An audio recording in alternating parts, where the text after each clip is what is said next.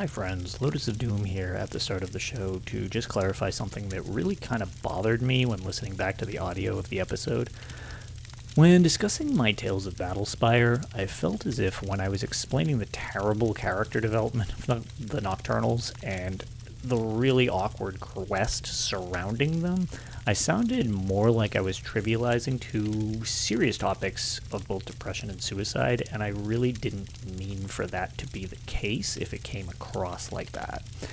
In the real world, both are horrible things to have to deal with, and many do, and it's important for everybody to take care of their mental health. That being said, my dismissive joking was meant to be directed at the mess of Battlespire as a whole, and how brutal it is for me to play it, not to attribute it to its real-world counterparts with some things that are not really discussed often nowadays in games. So it just struck me wrong when listening to it over again, and if you didn't take it that way, great. If you did, I apologize. Hopefully it was a little more obvious of what I was criticizing than I personally found it to be. But I just wanted to kind of give that little disclaimer that that was not my intent in any way. And I'm really sorry if that's how it came across. Take care of yourselves, everybody, and I hope you enjoy the show.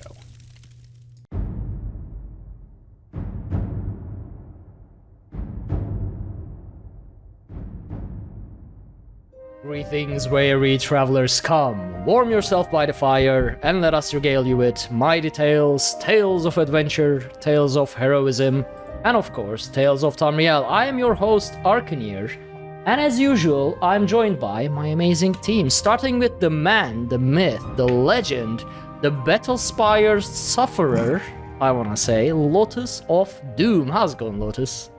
Good, until you just brought that up. That was most unpleasant. Well, since enjoying Blackwood, and you gotta go bringing up all my Battlespire gameplay instead of that. That's nice. That's good. Well, I mean, you are going to regale us with your Battlespire tales nonetheless this week, I hope. Yeah, there's a lot of them. Great. You know what that means, folks? This will probably be a bit more vulgar episode as per Lotus and his Battlespire suffering tales, just so you know. How Battlespire itself, that section needs its own disclaimer, just because once I get talking about it, I'm like, so mad. Like, it always gets the line between like, this is funny, this is so awful, and then I'm like, I can't do this anymore, this is actually frustrating the hell out of me. I think Battlespire will break you, but we are gonna get to that. We might even put money on it at this point. Also joining us, the Giggle Queen herself, the joy of the show, and the secret keeper, HyperPixie. How's it going, Pixie? Going good, and I honestly cannot tell you how hard it was not to spill that secret to you guys, because I wanted to tell you so damn bad. That is awful. I am still baffled. I mean, the entire team is baffled, but I am beyond baffled. So, for some context, why did I introduce Pixie as a secret keeper? Now, we are gonna get to this more in tales, I feel like. But, you know how we have this bi-weekly Dungeons & Dragons game that takes place in the Elder Scrolls universe during Elder Scrolls Online's time, that we play with Ophelia, Ninja 614, Dawn Whisper, and K-Pal. Last week, Pixie joined us, and none of us had any idea that she was going to make a guest appearance, and apparently they've been planning it for quite a long time. So, yeah, our Dungeon Master is Ophelia, and yeah, Pixie and Ophelia apparently have been going behind our backs to introduce yet another high elf to our campaign. So... Of course I'm playing a high elf. Why wouldn't I play a high elf to annoy you? Yeah, well... What can you do? High elves infiltrating all parts of my life? I will convert you. No. You already made Arkaniir. What? Oh, man. And you were playing on Arkaniir recently, too, weren't That's because I made a promise that I would get Elfinir Pokestick to level 50 and finish Altmere Dominion questline with Elfinir Pokestick. Those were the incentives. So don't worry though, because there's Guaranir tales for stuff I've done as well. So you got that to look forward to, since we know your alter egos are so popular. I just saw him die inside a little bit whenever you said that. Yeah. Well, yeah. Anyway, all of those details we will get to once we reach the Tales part. But before we get into all that, we gotta get into some discussions. Because the major parts of Blackwood chapter have gone out since we last recorded an episode. Actually, since we last recorded an episode, the console release also happened. And console enhanced also happened. And the Seals of Endeavors are now live on all platforms. And we are going to get into those discussions. Now, Lotus, since you are the console representative, in a way, how did the console launch of Blackwood go for you guys? All right. So, for anybody who didn't catch when I was a guest over on the Unofficial Elder Scrolls podcast, this is going to be a little weird because I was surprised how great it launched. Like, it was shockingly smooth. Like, it just kind of launched and everything just kind of worked. And I was like, oh my God, this is great. That has since degraded over the past week. I don't know what happened. This is a first to me. It launched better than it's running now. I don't get it. Like, the console enhanced came out, and it's like, oh, by the way, PS5 and Xbox One, or Xbox nonsense name that I can't remember this stuff. So PlayStation 5 and Xbox whatever are like, man, it is so great up here. You need to feel worse for being on last gen because you don't have this. So ours seems to somehow be getting worse. Like, the biggest thing is the frame rate is all over the map, and it seems kind of without any rhyme or reason. So I can't even try to help by submitting a ticket because it comes out of left field and then sometimes goes away too. So, for example, we were running Stone Garden, and I actually think I linked you the video thing where literally if I tried to bar swap, my game would stall for 3/4 of a second, just completely frozen. And then it would work again. And then it would do it. And it was every time I tried to bar swap. I was like, this isn't even metaphorically like, oh, unplayable. It was actually in that scenario, unplayable. So I logged out, I logged back in, totally worked again. It was completely fine. We get 6 more pulls in, it goes right back to it. I'm like, what is happening? Like, I don't understand.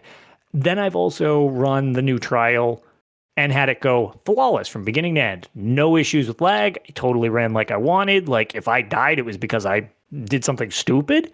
No problem.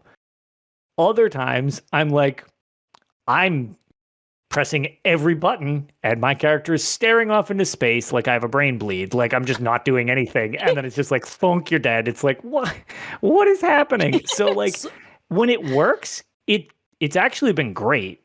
But every now and then, and it's really only a problem when you're doing something like difficult, like that you need to be really on point for.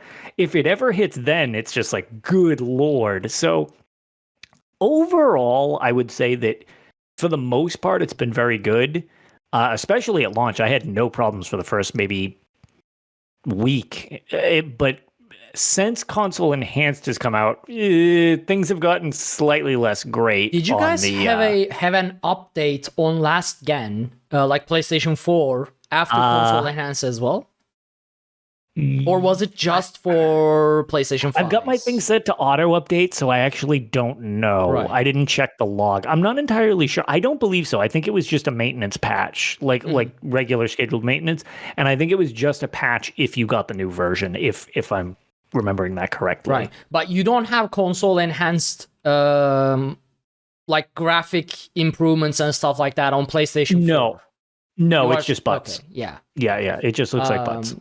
So I don't know. As Laidalow in chat mentioned, it does sound like memory allocation issues. So whenever you flush memory or do a big memory operation, everything tends to stall. Just like how in your video it was just pausing for a second, like staggering for a second. So it does. I don't know what they do, but maybe they change their memory handling when you weapon bar swap or something. Who knows? But yeah.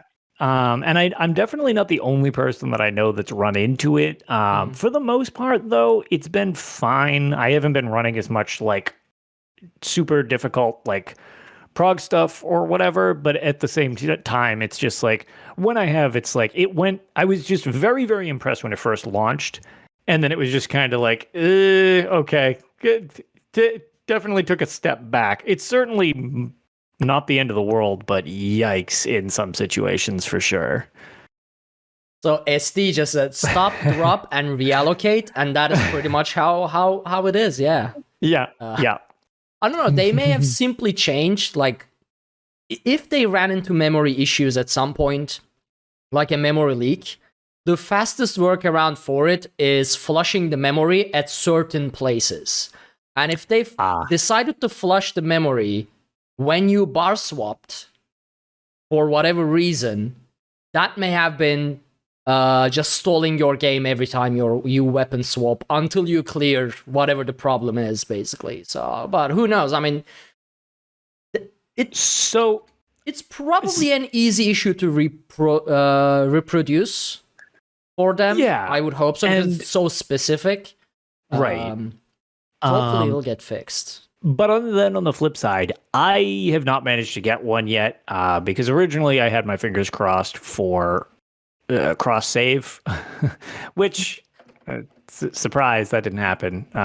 But I have been on the lookout for a PS5 just pretty much for ESO. I'm not going to lie. That's pretty much the reason I want a PS5. That's the entire reason I want a PS5 is because I was like, well, how pretty can it be?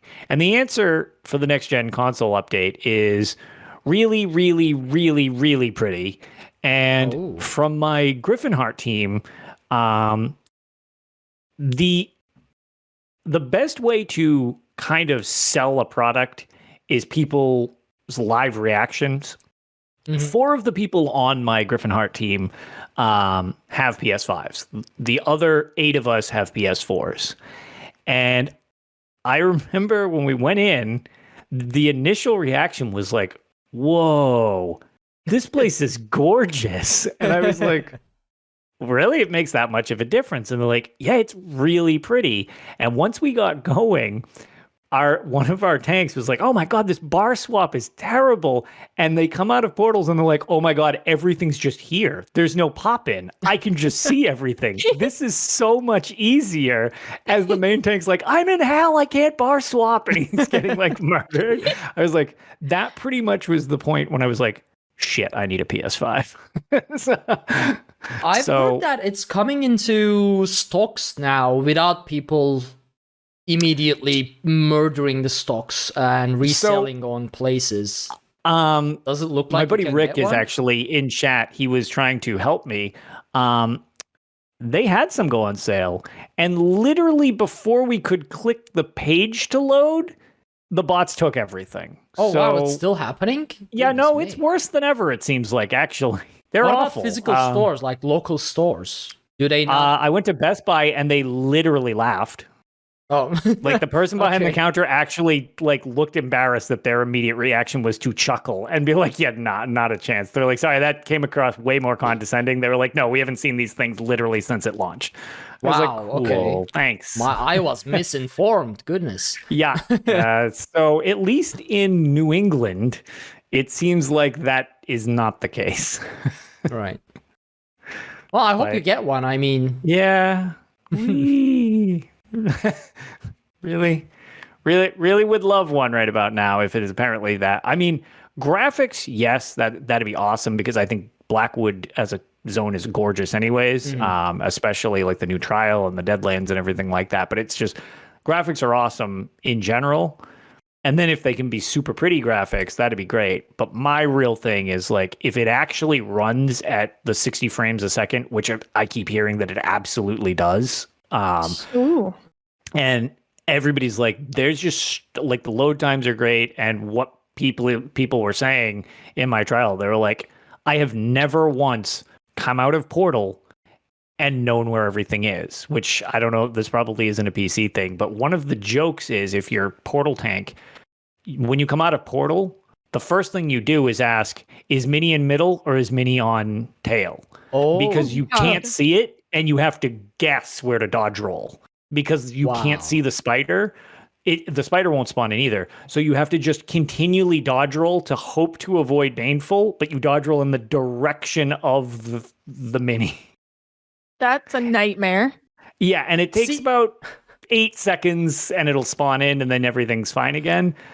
When the reaction is, oh my God, I can see everything, I'm like, oh, that's a game changer right there. I want to see everything as well. But yeah, I'd love to see my enemies how before are you they guys beat the crap out of me. even clear stuff on place? I don't understand. I mean, we have all the add-ons, we have add-ons that tell us, when to dodge without even seeing anything. You could put a sound alert on that add-on and play the game your eyes closed. And then you guys don't even get to see what you are supposed to dodge. Like even the mob is not there. That's like the exact opposite of the spectrum. We're sick people here. I don't miss playing on console. I never experienced it, so I don't know. I have no clue. It's rough. See, I didn't, because I wasn't doing like super in-game content back on console, I didn't notice the performance as much until I switched to PC. And then like a month later, some friends are like, hey, do you want to come run this dungeon with us one last time? And I was like, yeah, I can give you guys all my gold and stuff anyway, because I'm not going to use this account anymore. I log in and just face the loading screen of Doom and then realize that 30 FPS really sucks. And also the graphics looked horrible compared to my PC. I'm like, how did I play this? What was I doing? Like, how did I do this? And add-ons. And yeah. And I mean, sometimes you get a good instance where most of the stuff is fine. Like it's not that, but it's like, man, when you get a bad instance, it's just like everything's on fire, including us. Like, I mean, to be fair, like even on a good instance, like the load times are still way worse. Oh yeah, the load doesn't look as good. And when I play anything on PC, like when we ran Sunspire, Pixie, when you just had me like jump in on that run, I mean, we were basically through the first ad pull, and that would have just loaded me in on the PS4. Exactly. Exactly. Yeah. Like the load times are insane. And like I have this thing on a solid state. So people I whenever I first switched especially, I heard people on PC complain about long load times. It's like, what are you talking about? Whenever I was on PS4, this may be an unusually long load time popped up every single load screen. So. Yes. It's definitely a console joke that it's actually would be easier to just have this is an unusually short load screen on the every now and then that you don't have a long load screen. Yeah. So console launch went well then, but after console enhanced, things kind of went wonky. How is it now on console? Is it still having issues, at least on PlayStation 4 side of things? So like tonight, for example, like when I ran Rockgrove, 70% of the trial was fine. It was working as I expected and everything like that. And it was funny. It wasn't the boss fights, which is a huge plus, but the couple of the ad pulls, when I would switch bars, I'm like, I'm going to die. Like heads up, my game is frozen because I just flipped bars. And I came back and I'm laying in a puddle. And I'm just like, yep, there it is. Like, figured that was going to happen because I couldn't actually hold up the block. So like, I guess probably what it is, back to what I said, it's the fact that it jumps in and out of being, it's not even consistently bad. It's inconsistently bad, which makes it hard because you can't even adjust at that point. So Yeah, it's not all terrible or whatever, but it just went from being, I was shocked at the initial launch of how smooth it was, at least for me personally. And it's not quite that anymore, but I mean, it's like, okay, whatever. I mean, it's no Markarth. Oh, it's no Markarth. God, yeah, Markarth was a Markarth, yeah, learning experience, I believe, for the entire studio there with how chaotic things got. And Markarth was the first major thing they've done from home as well. So Right. I mean, it was kind of obvious that Markarth launch was going to be a disaster based on just the fact that everyone went to work from home without having any prior preparations for it. So yeah. And I believe Console Enhanced also had problems on PlayStation 5 at launched with digital, like the game requiring a physical CD to update. Yeah. Where you actually didn't have such an object in existence or something like that. From what I heard, that was specifically a PlayStation firmware conflict. I don't know if that's true. I don't have confirmation from ZOS or Sony from that. I mean, Sony would never talk to me. I talk too much shit about them. But I don't have confirmation on that. But that was what I had heard through the grapevine. It was like a hardware thing. Because the PS4 has some bizarre hardware, firmware issues. Like, it will periodically tell people, like, please plug in your network cable. And it's just like, what? It's like, you're not connected to the internet while we're in a party chat together. It's like, okay, we're clearly online, so what the hell are you talking about? Like, it's like, can't connect to server. Please connect internet cable. It's like, there's no way to correct this because you're the worst. Like, I don't know what to tell you. Like, none of this is real, so there's nothing to correct. So I think that from what I heard, that was a bit of an issue. But I also say that my righteous crusade for physical media still existing, if you just had a disc, it totally would have worked. Just saying. I don't want, I mean, I'm on PC, but physical, like CDs, DVDs, whatever anymore. I want the box though. I want to buy empty boxes, like with CD just empty boxes. Inside. Yeah, because I don't have anywhere to put any CDs anymore. That doesn't exist. But I want the box still, so I can just place them on places like that's okay. Man, this is taking a long time just to get through console launch. How about this? Yeah, but that's the so the other thing that I totally called. Yeah. What are you talking about? We're very, very concise. Totally not.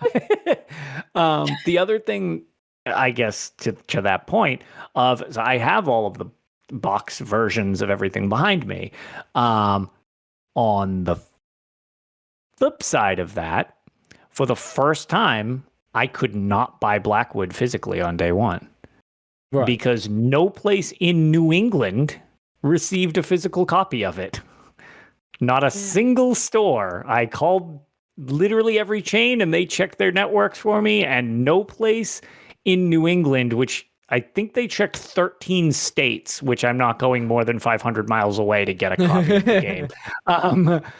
Every single store was like, nope, didn't get any copies. The one that I couldn't believe, GameStop, was like, I don't show a single GameStop on the East Coast that has one. I was like, oh, come on. That doesn't even make any sense. So I'm guessing there was a shipping thing or whatever. But I had to buy a digital. Or, I don't know, maybe it's just like they don't... Well, I mean, then again, on console, I guess physical copies do still sell a lot. Right. And like I know somebody... I know somebody who got one, actually. Oh, okay. Kelsey from Scroll Talk. Oh, okay. She got one. So I know they exist. You can buy them on Amazon. So what I'm going to do is just order one. But like going to a store or whatever and not pre-ordering something, like not pre-ordering one of them. Yeah, just a big old rip for me on that one. So provided it's just a code in there, it's... keep your eyes peeled. I'll probably have a giveaway because I don't need a second one. I just want the box. Yeah, so I mean, hopefully the issues will resolve soon, and we'll have a smooth sailing. Because for sure, as you said, compared to the Dark Art of Skyrim year, so far Gates of Oblivion is a lot more smooth sailing experience. So hopefully moving forward with every patch, every launch, we'll get a bit more smoother, because yeah, I mean they already showed a different mindset by delaying the console enhanced launch from the actual console launch.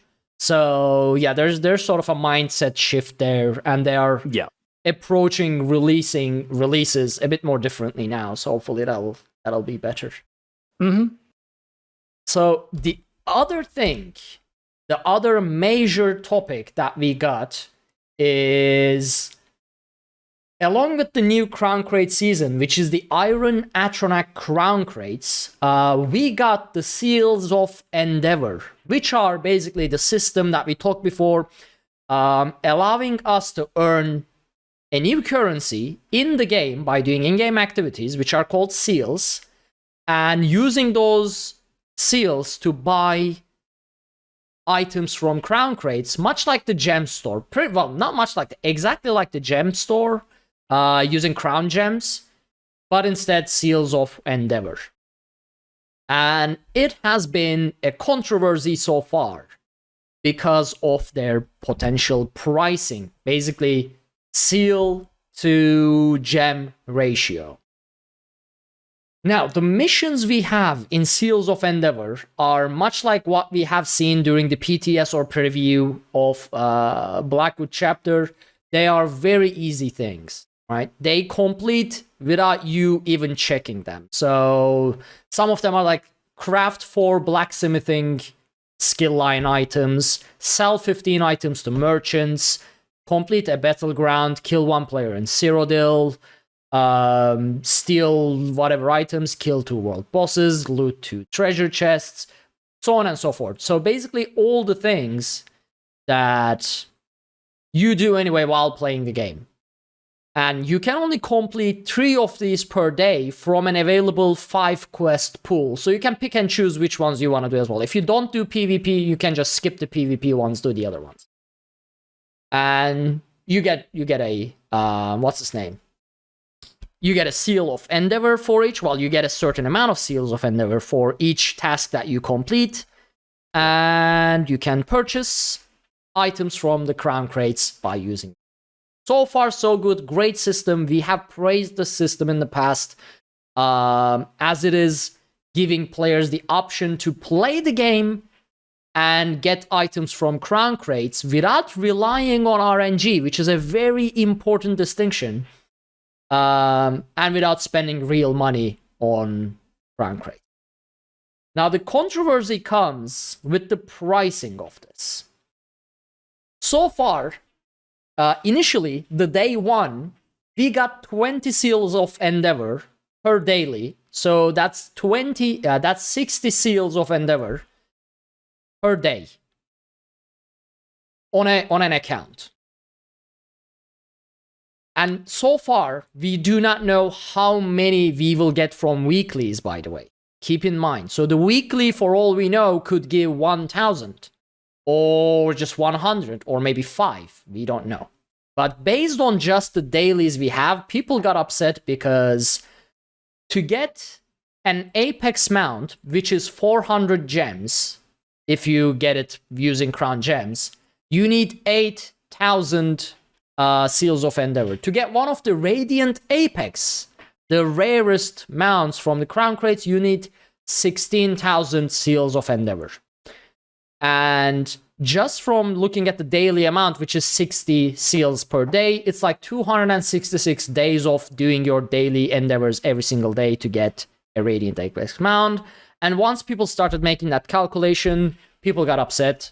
Forums, obviously, being the dark side of the internet, dark side of the ESO communications, that blew up, and things like that. You mean they're not super reasonable and form only the most sound of opinions on the forum?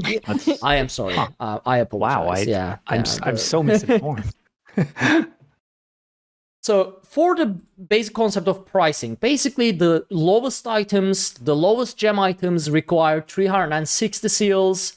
The common items like the 16 gem, like 8, 10 gem, whatever items require 1,000. The 16 gem items require 2,000. the 40 gem items require 36,000. Wait, sorry. 100 gem requires 36,000. Oh my god, my brain. Going back, Apex ones, Apex 8,000. Legendary items, which are 100 gems, 3,600. Epic rewards, which are 40 gems, 2,000 seals. And the one below that, whatever that's called, 16 gems or whatever, that's 1,000 seals. There you go. Now, the problem with that is, yesterday, I believe, the amount of seals we got from daily changed. Suddenly, instead of giving 20 seals, they gave 15 seals and 5,000 XP. So now we don't know how much we are going to get in the long term, because for all we know, they could do 30 one day, 20 one day, 5 one day, 100 another day. So they could just dynamically change this all around based on, I guess, the variety of parameters that they have internally. And we also don't know how much we are going to get for weekly. Like, if you get 1,000 for doing the weekly, then it's just going to take you 8 weeks to get an Apex. Well, less, because you'll do the dailies as well. Right. So I feel like both of you might have a little more to discuss in relation to this. So I'll be curious to hear your thoughts, as the greater community has had lots of thoughts, lots of them, lots of opinions, which, again, we haven't seen the whole thing yet. So it'll be interesting to see like how it actually calculates out as you get to see the weekly stuff. And then if the weeklies aren't consistent, because the initial thought was this is too little, because, I mean, we saw one day, so everybody just assumed that was exactly how it is. It's almost like we don't know all the information yet. But like I said, my input to this is pretty simple. As everyone knows, I'm not a big cosmetics person, so this is be real simple for me to go through. Is good system, sounds expensive, don't care. I literally couldn't even tell you how many of these I've done. I have no idea how many seals I have. I have not even opened the tab yet. You probably done all of them, honestly. Yeah, they sound pretty straightforward. So it sounds like you're just building stuff up by playing the game, which, in my opinion, sounds like you will just eventually build up towards something. This is, as far as I know, this is not a system you focus on, or you're going to drive yourself insane. Just let yourself build these things up in the background passively, and you'll be able to buy something that you want. How many, what are the Apex, Radiant, Omicron, Apex, so whatever? For the gem price is 1,600 and 2,500, depending on the Radiant Apex. And the seal price is 16,000. Okay, so that definitely sounds expensive, and like that's, shy of a year sans the rest of the data that we don't have yet. But just literally lowest common denominator, or saying like I'm just not going to work toward getting the weekly things or whatever. How many Radiant Apexes do you need each year? You can only ride one mount at a time. What do you need 40 of them for? Like, just wait for one you like and just buy. The crown crates come back. Like, has there ever been a crown crate season that is not returned? No, but at the same time, I didn't confirm this, but I believe Bob Chichinski from Red Diamond Courier podcast. Yeah, I think I was talking with him, and I believe he mentioned that Seals of Endeavor will not be available for returning crown crates. So they will only be available for the active season. So Right, but what if the active season is like the Storm Atronach crates again? I said exactly that, and then he said, was there ever a returning crate, like, did a returning crate ever had its own season? And I don't think it did. They are always overlapping with an actual active season, and they just come on top of it as a separate type thing. This is so... Look, I know this is part of the game that I don't really interact with, but you know what sounds easier than trying to figure all this crap out so that I have a pretty pony? Doing a vet trial or something. Like, that to me sounds less painful than the amount of effort put into analyzing these cosmetics. I resign from much more of an opinion other than, cool, you can earn stuff in game. Neat. That's all I got. I mean, honestly, my opinion on it is the same as Madigan's. Ultimately, no matter how many seals we're getting or how long it takes to get a mount or Radiant Apex or whatever, it's still something that was added to the game that lets us earn something without spending any money that we haven't been able to do the last 7 years. So, and they're easy. It's not like we're grinding for hours against a vet hard mode for like 20 seals or something. Like you just literally play the game and you get them. So it's like basically just kind of a loyalty rewards type of deal is the way I'm kind of looking at it. And so even if you get like one Radiant Apex a year, it's still one more than I would have gotten before. So I don't have an issue with the system at all. I think it's a great system. Would it be cool if we earned things faster? Sure, but we're still earning things now. They do still need to be able to sell the crown crates for money so that way they can keep the servers running because of the way the ESO payment model is, how the game is buy to play and the sub is optional. So I really don't have a problem with it taking a long time to earn something in game like this because at least we have the option of doing it now. Mm-hmm. Exactly. And I mean, yeah, crown crates are probably one of the main money makers in Elder Scrolls, especially the Apexes and I mean, I know people drop like $200-$300 to get just one of the Radiant Apex mounts because they are super rare. But then again, for me, I mean, I agree that like I don't really care that much about the pricing, but I think there is a balance between the economics of it and the goodwill, like towards the player when you are bringing in a system like this. I feel like it is safe to assume the reason we got the system is because Microsoft policy of everything, every loot box or whatever should be somehow available in the game. They have a written policy about this. Right. Now, the bad example for this is what we see in a lot of Asian MMORPGs, where things are available in the game, but it's like you might as well not even try it unless you are willing to spend your entire life on it, just trying to get something. It's like, yeah, this is available in the game, this is not pay to win, whatever, or this is even for cosmetics, but it's not available in the game, you know? Now, that's the bad example of it.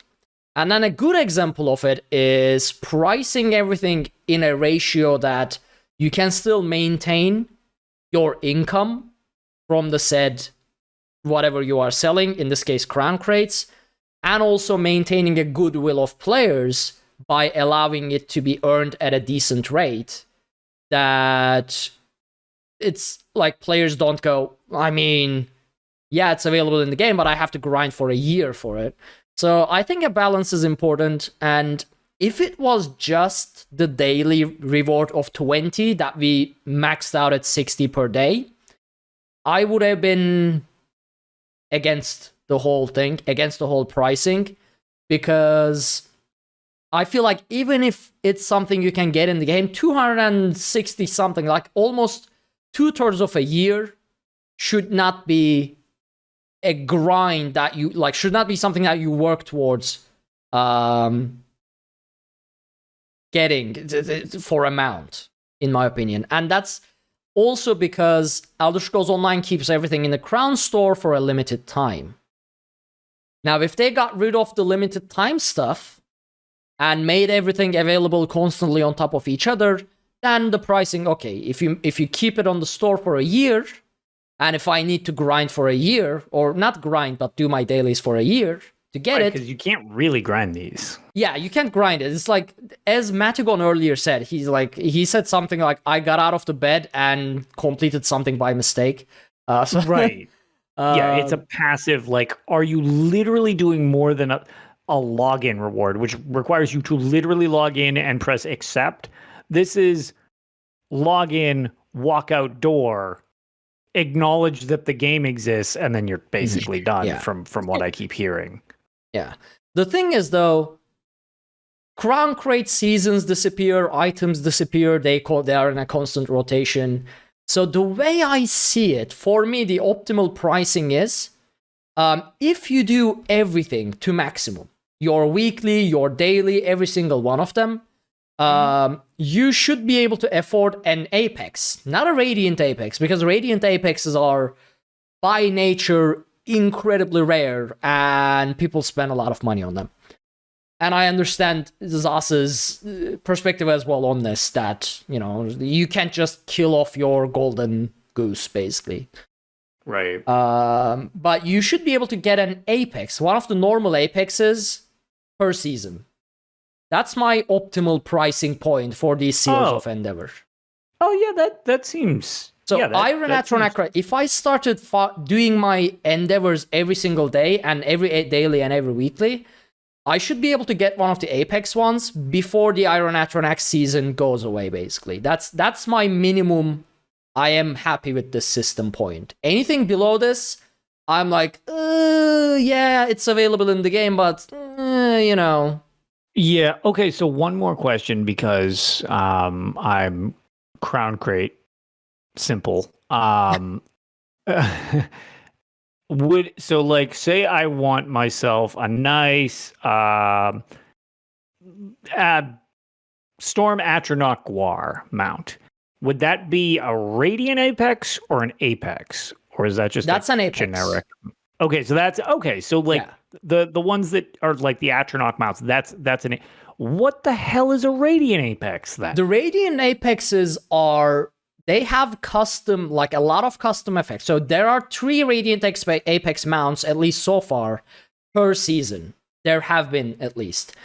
They have a lot more extra particle effects, a bit more shine to them, different colors. You know how, for example, all Storm Atronach mounts have the same shader, same general lookout, just different shapes, right? Radiant Apexes are almost completely different design. They have different effects, like they have different sounds. So they are a bit more custom than what you get from your regular Apexes. And that's about it. They are extra shiny, basically. Okay. So rocks would be like extra moist or something, like floating around. They shimmer more. I mean, for example, whatever. the previous ape, I don't know how to explain the current ones. The current ones like look like they are Spriggans, but in tiger form, with a lot of extra glow inside them. But the previous season's Apex mounts were, for example, the tiger had these glowing scarf-like effects coming out of its everywhere, basically. And I don't know, they are a bit more custom worked on than the Apexes. I may be looking this up. Okay, perfect. I hate even most Apex mounts, especially if they are one of the shiny magic ones. Now the dragon scale ones, A-Lade ones, what else? The frost color or something. Those were really nice, but yeah, the Atronach ones and whatnot, I don't like. I hate them. So yeah, that's the seals of Endeavor, basically. What about you, Pixie? What is your... are you just okay with it regardless of the pricing? I mean, it would be really cool if I could get an Apex mount every season. But honestly, even if it's every other season, then I just pick and choose when I spend my seals, kind of like I do my crown gems. So like I could have bought an Apex mount last season, but I didn't because I wanted to see what this season was going to have. And I held on to the crown gems. And so now I'm sitting at almost 700. Once I hit 700, I'm going to buy the cool mount that you don't like, the Magic-y Cinch one, because I think it's awesome. So honestly, like I said, it's a new thing they added that doesn't take anything away from the game. It's really easy to do. So I'm just cool with whatever they want to do. They can clearly adjust the pricing since Apparently yesterday it was 15. So it's probably something they're still trying to find a good balance with. Honestly, I'm just okay for it. I'm really glad they added it. I think it's really nice to have. And I know I'm going to be doing endeavors as much as possible. I did crash hard after playing Dark Souls yesterday, so I missed yesterday's. But I rage quit from my entire PC after that. But I'm planning to do them as frequently as I possibly can because I want to earn them. And I think also we'll see how much we'll get with the weeklies, so it'll be a little bit easier to earn these things. Right. I'm not too worried about it. I know people are like in a tizzy about it, but I'm not stressed out about it. I think it's a great system and I'm glad they added it, really. I mean, for me, I always have enough gems to buy what I want because I don't like the Apex ones, as I said, and the only things I buy are the mementos and the emotes and the occasional like furniture or costume pieces. So, but I'm approaching it from a completely principle-based perspective, like as a consumer and producer relation principle thingy. It's just a topic I am feeling close to. And I'm nitpicking this, but I mean, as a game developer, I have done worse things. As an employer, I mean. So, this is, in the grand scheme of things, endeavors are super good. But if you nitpick it, I have some expectations out of it, basically. Right. No, I totally get that. So, all right. Yeah. One last thing. Yeah. Because I'm looking at these things on another screen right now, trying as I'm being mocked in chat for they found my weakness in ESO knowledge, which is literally any type of fashion and mounts. Because I am like, you nasty gobsmacked glass trying to armor understand what is happening right now. Yeah. So if you were to buy one of these, the names are so ridiculous. Radiant Apex, the most expensive one? The douchiest mount I could possibly get to look like a real smug jerk. Okay. That's the one I want. Yeah. If I were to buy crown crates and I suck at RNG, how many of these would I need to purchase in order to get like one of these things ballpark? If I remember correctly, the Radiant Apexes like, have a chance of dropping at like 0.2% chance. Lovely. So that's about, assuming there's 3 of them, that's about 0.6. Let's just call it 1%. So you'll need about 100 at least. Okay. So you'll need, hold on. So if you need 100 of them, you can get 15 packs. And so you need like 7 packs. 7 packs. So 0.2, 1 out of 500. If I remember correctly, I would have to Google it, but this is fine. Just a ballpark thing is all I'm looking for. So I'm trying to just convert what the value of this is for these things that. From what I remember, it's 0.2% chance per crate. And there's 3 of them, so that's, you could assume 0.6, because if you're okay with getting either one of the Radiant Apexes, ballpark it to 1%. I'm not being particular. Yeah. So if it's 1%, statistically, you would need 100 crates, 15 pack a crate, so you need about 6 to 7 packs of 15 crates, so that's about 10,000 crowns, which can, I don't know. How much is a crown? I don't know. Crown prices. Crown's like a penny or whatever for the US. Well, that's I guess that's like $100 or something. But I know, for example, from people in community, they have been there are people who have spent upwards of $300 before they managed to get one Radiant Apex. Okay. So yeah, but so there is there is the official not official statistics, but there are official statistics. If you log into the game, go into the help section by, I believe, F1 or F2 on PC at least, and type crown chance something like that in the search box, by law they have to announce the loot box item drop rates. So you can check this for sure. This is the number. These are the numbers I remember, but you can actually access this drop rate information in the game and basically do the math. Because how it works is, if you are unlucky enough, you may never get it. But yes, that's why I hate RNG. Yeah, but statistically, those numbers will hold with a small margin of error. Community actually tested this at some point. There was I believe, an add-on that uploaded your crown crate data to the add-on. So it collected all this data, and from like hundreds of players, hundreds and thousands of crates, compiled its own drop rates information, and it is almost exactly the same as the official drop rate information. So that's how the math works, basically. So it's reliable. But again, if you are unlucky enough, it is highly improbable, but you may never get it. It's possible. Okay.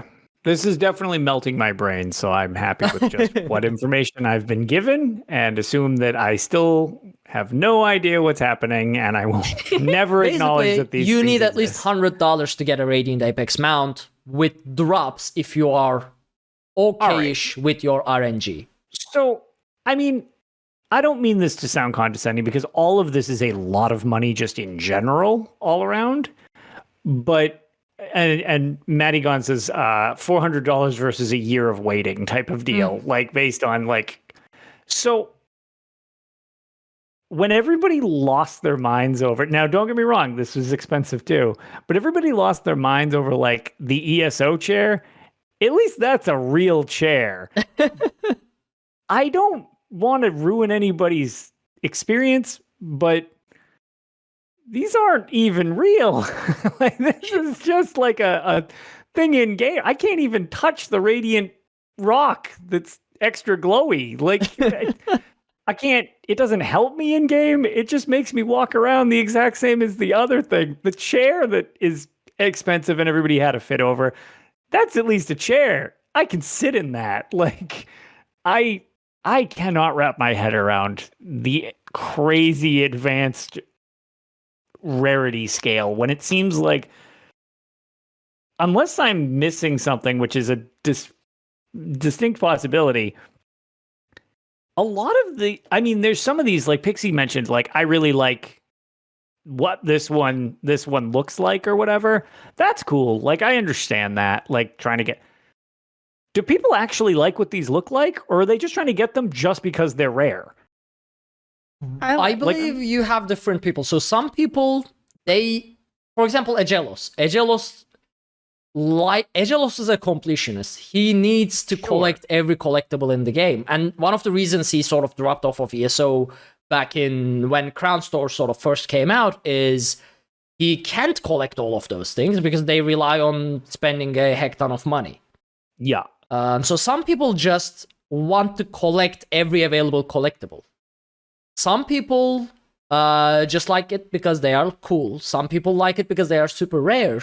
And some people, it's the fear of missing out. And that's the whole point of limited edition what's a sales. crown crate? Yeah, I mean, it's, yeah, that's the whole psychology behind having limited time sales is human brain is stupid. Okay, we are dumb.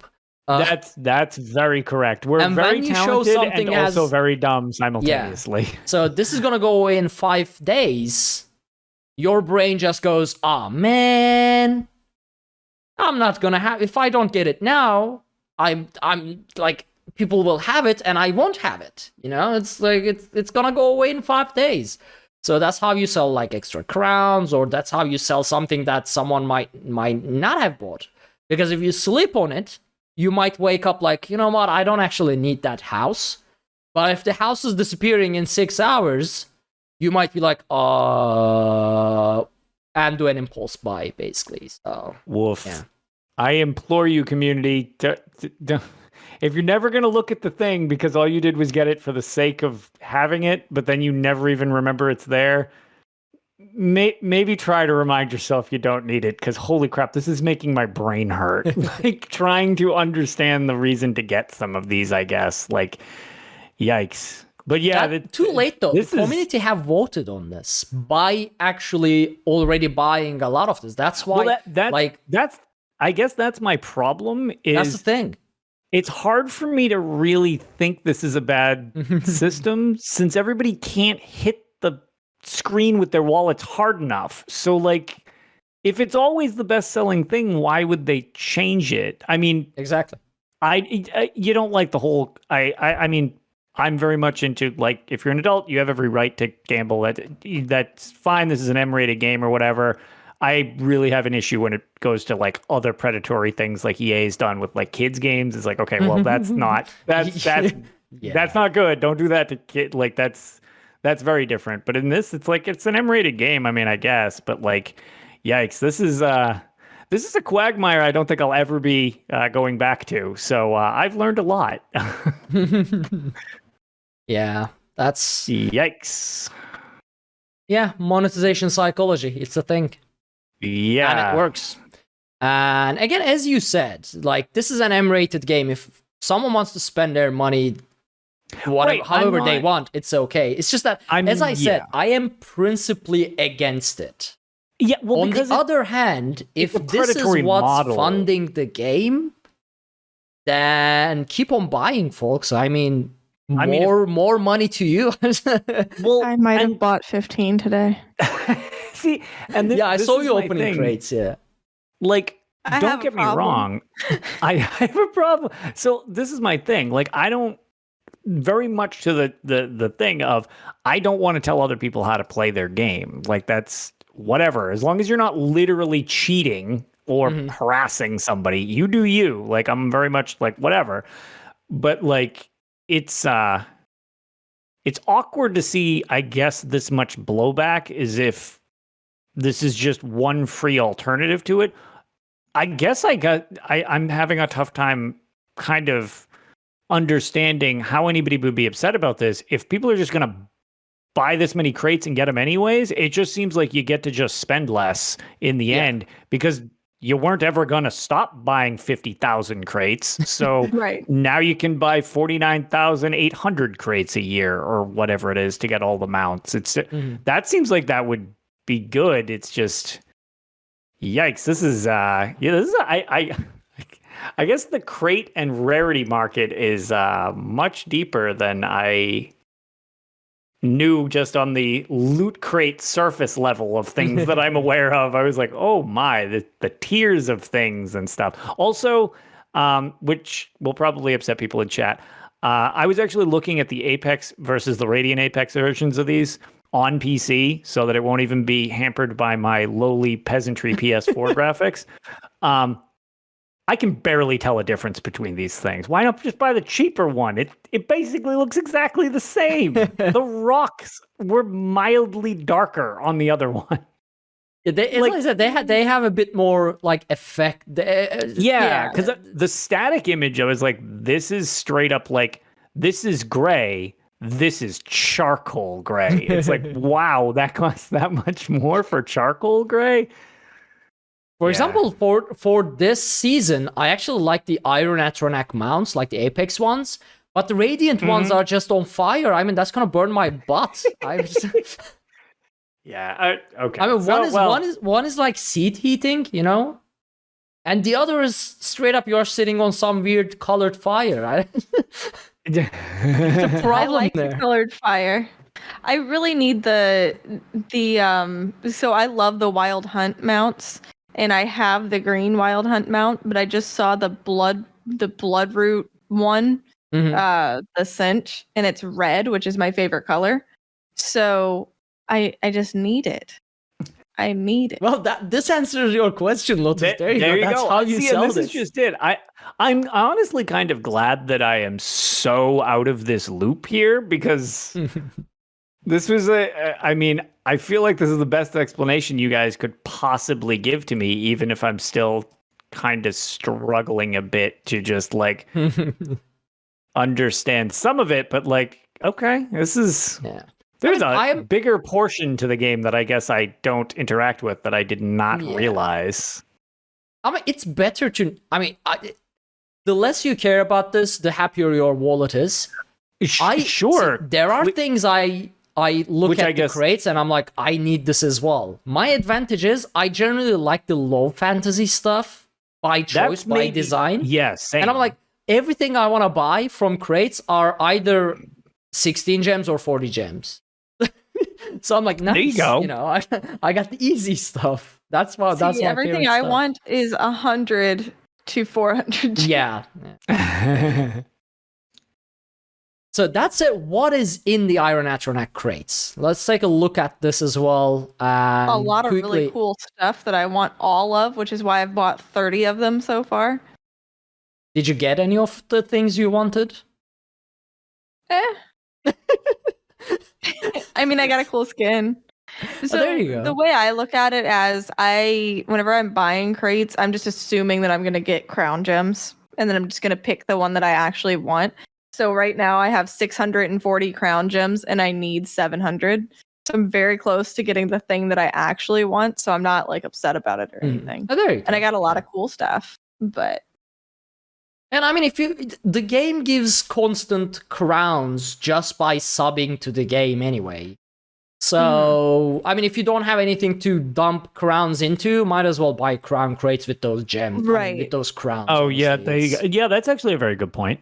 Yeah, that's how I've been getting mine. Today was the first time that I've bought crowns, because I just decided, you know what, this is my main hobby. I'm just gonna buy some crown crates. Yeah, there you go. Really cool. Like I cut myself off at a certain point. Usually I don't buy crowns at all. I just wait for my subscription to renew, but it kind of like just renewed. So I'm gonna buy. I bought some, but I mean, I've been giving away crown crates like every other stream. I give away 2 or 3 crown crates when I'm streaming Elder Scrolls Online. If I'm streaming other games, I don't do it obviously because that doesn't make any sense, but like I constantly give crown crates away, and I gave the Levin music box. So I have a stupid amount of crowns. I still have 19k. And almost every ESO stream, I've been giving away like up to a 800 to 1,000 worth of crowns away. And the reason is, I used to sub yearly to ESO, and that just dumps all the crowns at once at you. And I also bought a 21k pack during a sale once, and then immediately had my 1 year sub renew. So I was like, oops, I have 40k crowns now. So yeah. Also, if you want a chance at winning those set giveaways on PC, twitch.tv/Arkaniir's Quest is where you can find me live and join those giveaways. Boom! Shameless.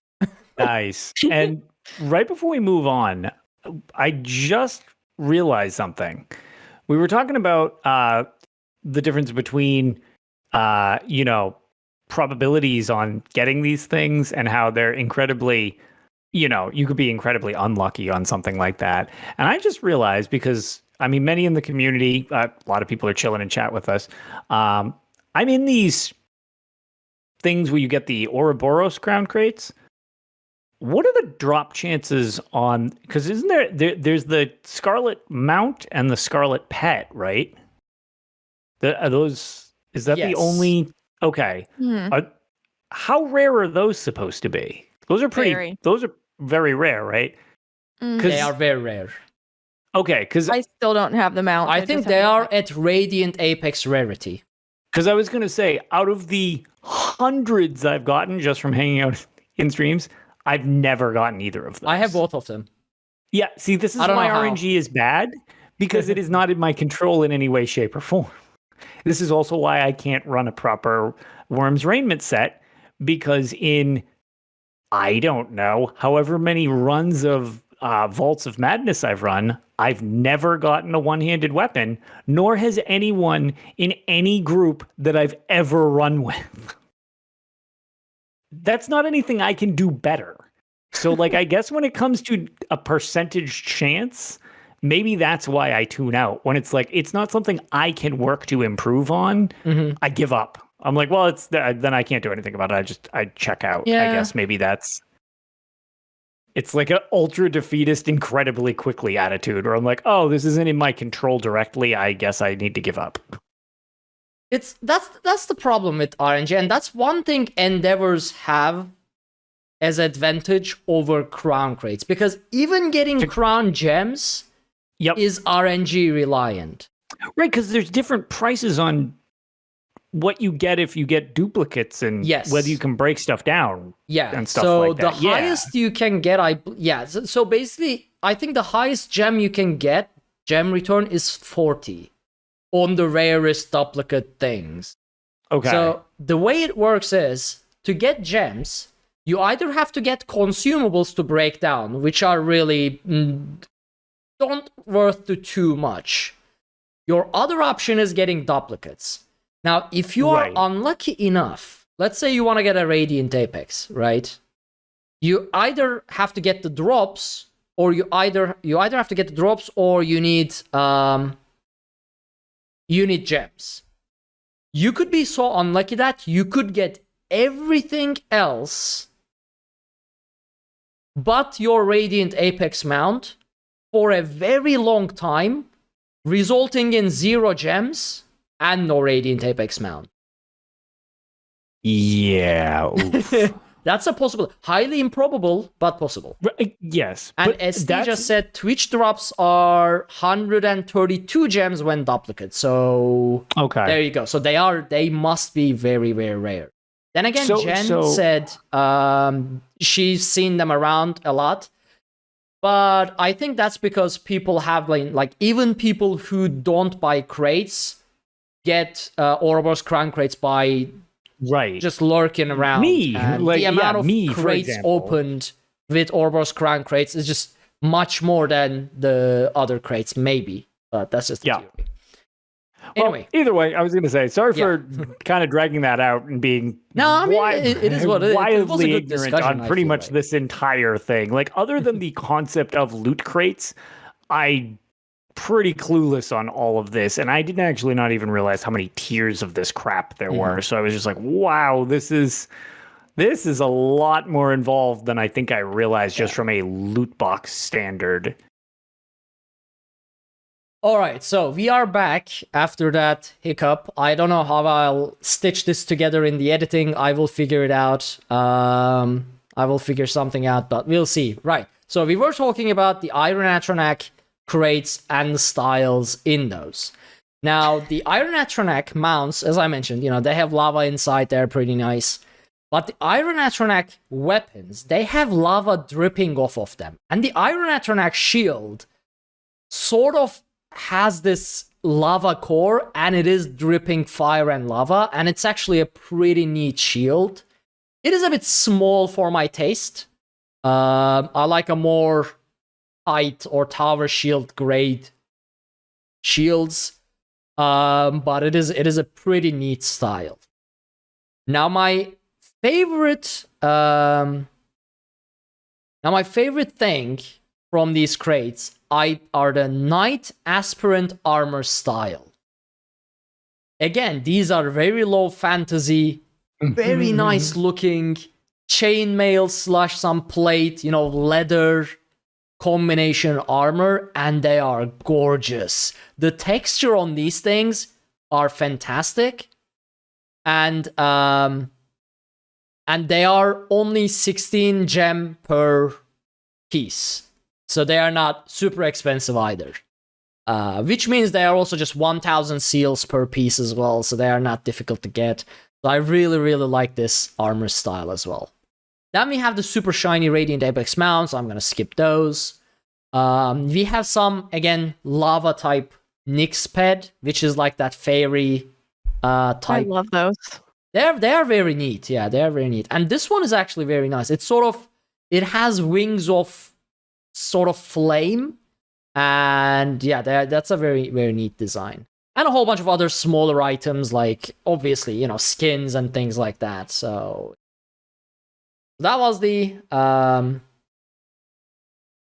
Iron Atronach raids. Man, I lost my flow with that issue right there. But what is Tales of Tamriel without some technical difficulties? Yeah, exactly. And weird stuff happening. The show has to be sabotaged at some point. So It's true. we are at that point. Yeah. Anyway, that brings us to the Tales. Unless you guys have something you want to discuss. There's a very important news bit you missed. Yeah. Mid-Year Mayhem starts on Thursday, June 24th. Yes. Very good point. I was even streaming today before the show, preparing for Mid-Year Mayhem because it starts on 24th. So next week, folks, our favorite event returns, the PvP event. And, double AP, a heck ton of crates, boxes, reward boxes, PvE people getting murdered in Cyrodiil, all those good stuff.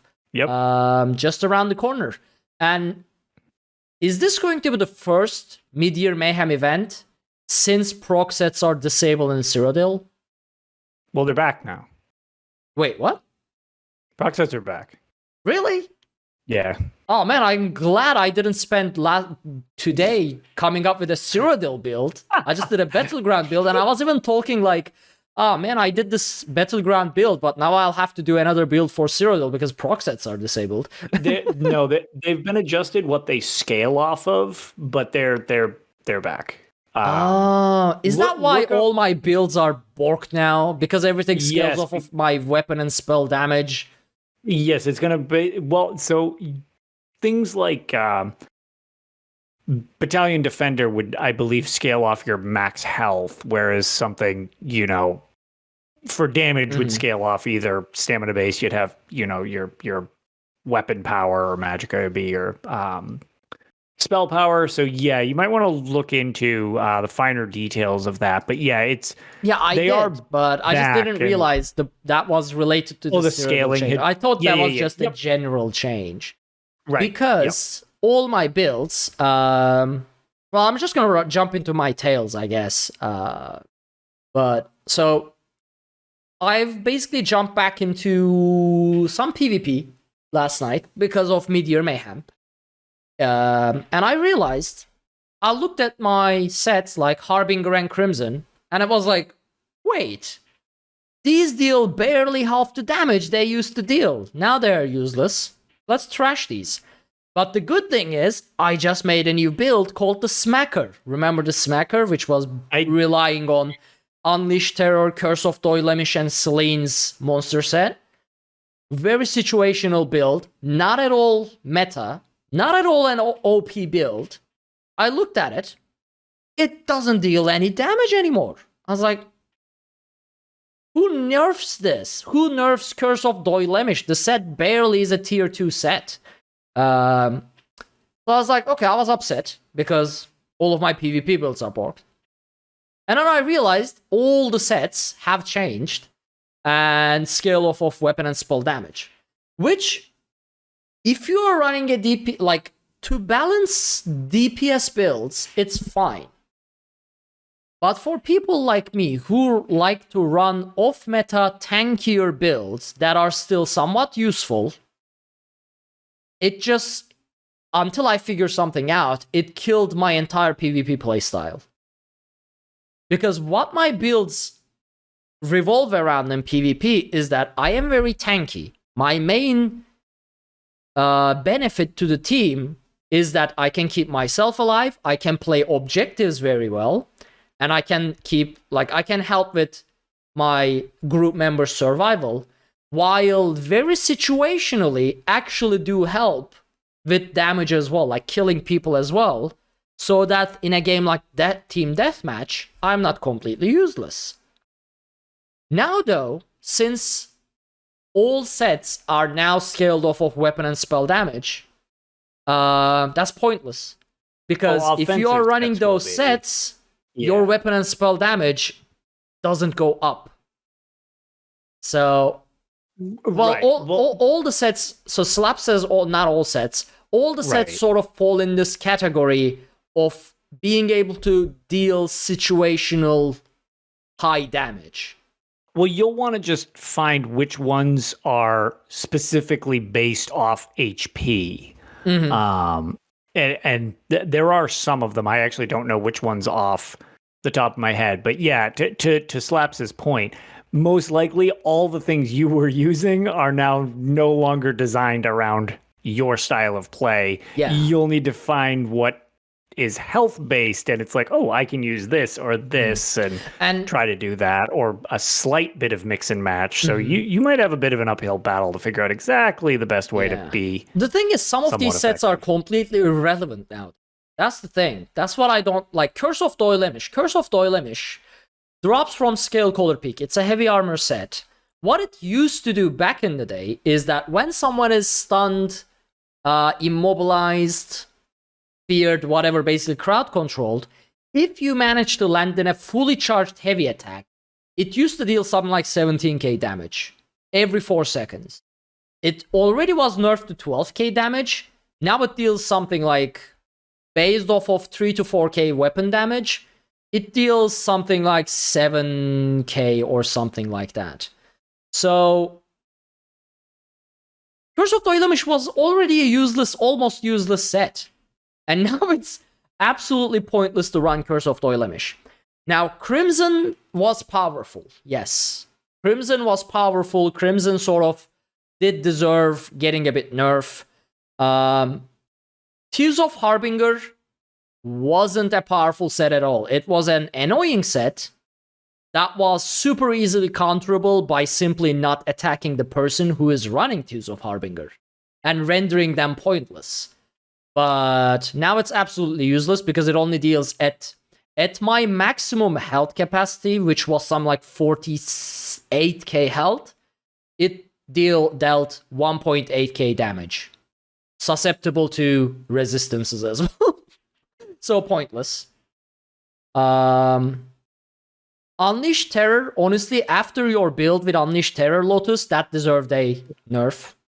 No, everyone in chat needs to also stop mentioning that needs a nerf. Everything was fine. It was totally balanced, and there will be no further questions or Tails will end.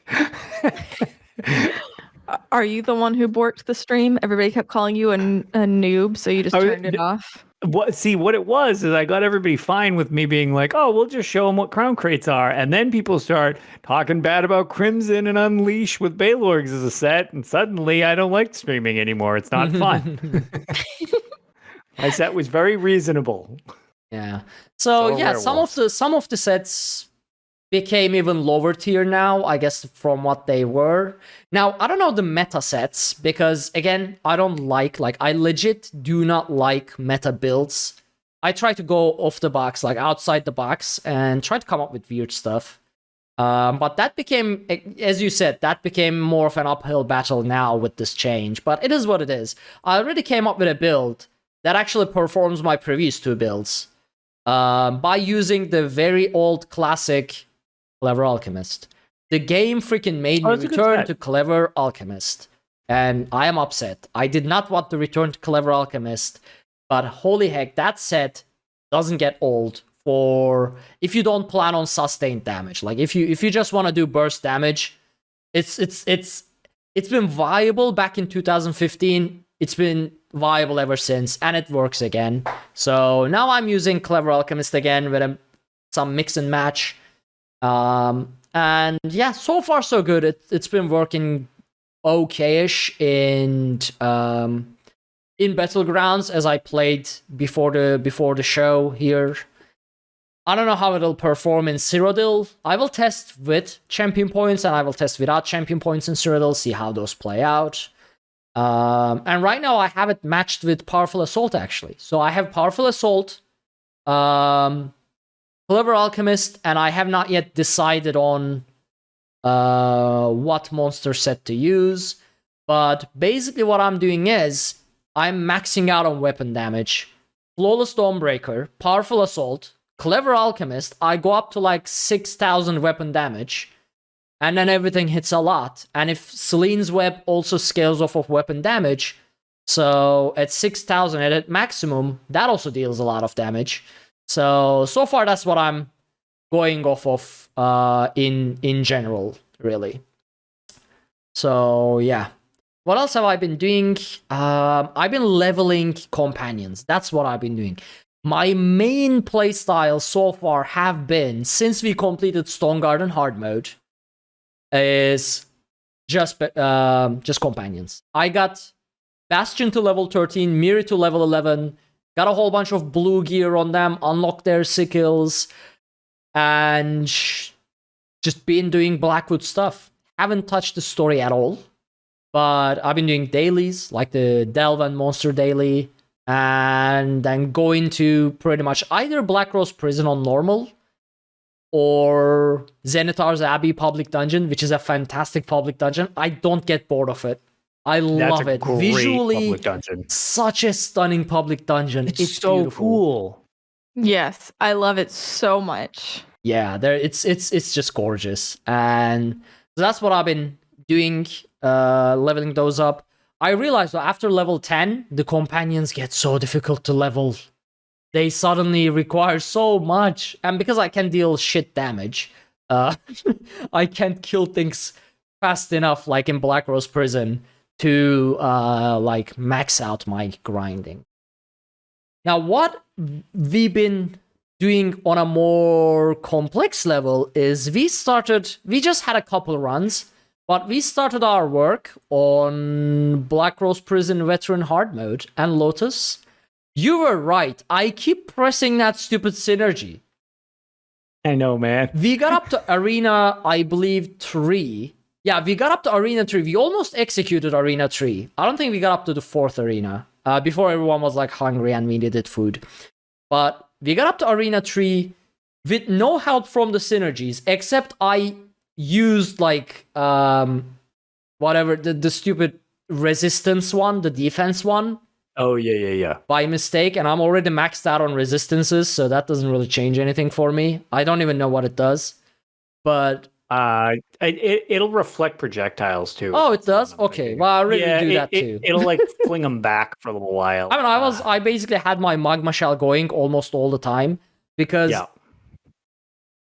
blood spawn triggers 100% in Black Rose Prison because so many things hit you at the same time. That 6% chance for Black Rose blood spawn to trigger is like all the time. It's just always in cooldown, always game ultimate and things like that. But yeah, so we got to work on that before, the life stuff happened and I got sidetracked in real life and basically stopped playing for a while I cleared things out. So that's where I am now. Leveling companions, gathering gear for them, selling everything I get, like motifs and stuff like that, and training Black Rose Prison. Actually, Jen, who is in chat, is one of our DPS too. So, the Untaunted's final 4-man challenge. The Black Rose Prison hard mode. We'll see how it goes. Yep. My future tales will definitely involve those, although, so far, it felt easier than Stone Garden, honestly. Yeah. It's really just Arena 4 when you get the flow to it. Yeah. Just because it's Arena 1, 2, and 3 at the same time. So it's like, okay. Yeah. Also, we are very blind, by the way. Like, yeah, well, to be fair. We don't know what we are doing. We are just learning. For there being 5 arenas, there's 4 arenas because Arena 4 is literally just arenas 1 through 3. So it's, But, yeah. So that's pretty much what I've been doing. Next episode, I will probably have a lot of PvP tales, because mid-year mayhem with new builds and stuff. So we'll see how that goes. Pixie, what about you? Well, so actually last week, whenever we were supposed to be recording, I ran Rock Grove for the first time. I went in completely blind on Vet. We did have some people who cleared it, so they walked me through mechanics, but I didn't look at videos or anything beforehand because I had ran out of time to look up videos on mechanics. I really, really loved the trial a lot. My one complaint was just so the Argonian Behemoth boss, I was kite healing. I had to stay so far away, I couldn't reach the group. I could not hit them with Oh. combat prayer. And if I tried to like time it and run up there, of course that's whenever he wanted to charge. So it's just kind of like a I need to get good kind of a deal. But that part was irritating because I just felt useless standing in the back, like only being able to hit people with like maybe a skill or two if they needed heals or anything, and I couldn't buff them at all. I even had to stay so far back that I couldn't Ellie drain the boss, but I could have just been doing it wrong or standing in the wrong place. But anytime I moved even a couple steps forward, it would target somebody else who was going to cleanse. But the final boss there, and hopefully this isn't too spoilery to anyone, where we get to play the floor is lava, that was really, really cool. I really enjoyed that. That was awesome. That's some of the most fun I've had in a trial. The trial length seemed really good. It was one of the longer ones. It was an awesome trial, and I'm looking forward to running it some more.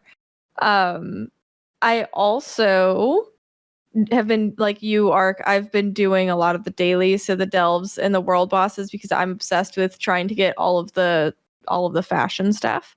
So I've been running those, trying to get the motifs.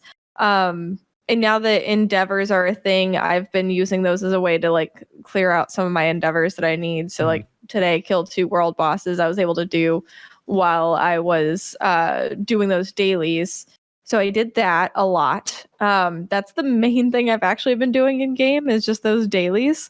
Also tonight I was helping Bard farm Medusa. So just ran Ark's Corinium a whole bunch. Did you guys get it? Oh god. Well, we got everything except his Inferno staff, so we have to run it a few more times. That Inferno staff. The elusive Inferno staff. So, speaking of farming, Braun needed the kilt. And so I had to run so much Ruins of Mazatun. So much. I'm sick of that dungeon now. Because I was like, oh, I'll help you. This will be fine. And so we went in on normal first, just me and him. And I went in on my Sork, so that way I could be like somewhat useful. Only I kind of don't know how to play a Sork very well. So I kept dying to everything. So I'm like, I don't have my big burst heals that I'm used to having whenever I get into trouble. So then I like went and changed skills around, so that way I had the matriarch, so I could heal myself a little bit, and threw on a shield. But so we ran that on normal a million times, didn't get the lead. Then Kiz had fallen asleep, so our normal progression run where we've been working on the trifecta for the cauldron, Braun was filling for Kiz, and he's like, we never did get the no death speedrun in hard mode for the skin in Ruins of Mazatun. And I was like, I feel like this is a trap just to get you your kilt. And he's like, I mean, that wouldn't be a bad thing if I got the lead while we were in there. So I ran more Ruins of Mazatun on Vet this time on my healer. So I was like, at least on my main. So I was like, all right, this isn't going to be so bad. Only the problem was I aggroed 2 trolls and they made it through the door and I did not. And because I was still set up for like trial healing and just didn't bother moving my stuff around because it's like, we're going for a no death anyway. So I need to keep all these heals on my bar. I had like virtually no way of killing these trolls. I think I had 2 damaging move, and it was Blockade and Boneyard. And that was all I could cast other than light attacks. That would hurt these things. And then I kept missing the bash. So I'd get them like to half health and they just heal themselves up. And I sat there and struggled with these 2 trolls for like 20 minutes before I eventually died. It was pathetic. I felt like I failed my entire group because we hadn't died up until that point. I was so mad at myself. All because I got stuck on the wrong side of the freaking door. It still is not bad as the Dark Soul stream I had last night. Not nearly that frustrating. That was that. If you want to see a grown woman throw a tantrum, go watch that VOD. I love how optimistic when you started Dark Souls. I mean, just as a side note that is not relevant to Elder Scrolls, but you were so optimistic. She was like, yeah, I'm gonna go save now. And she ran, like, cleared a whole bunch of mobs, ran back to a Oh god. bonfire. I was so mad. And to your despair, what did you find out, Pixie? It respawns the freaking mobs.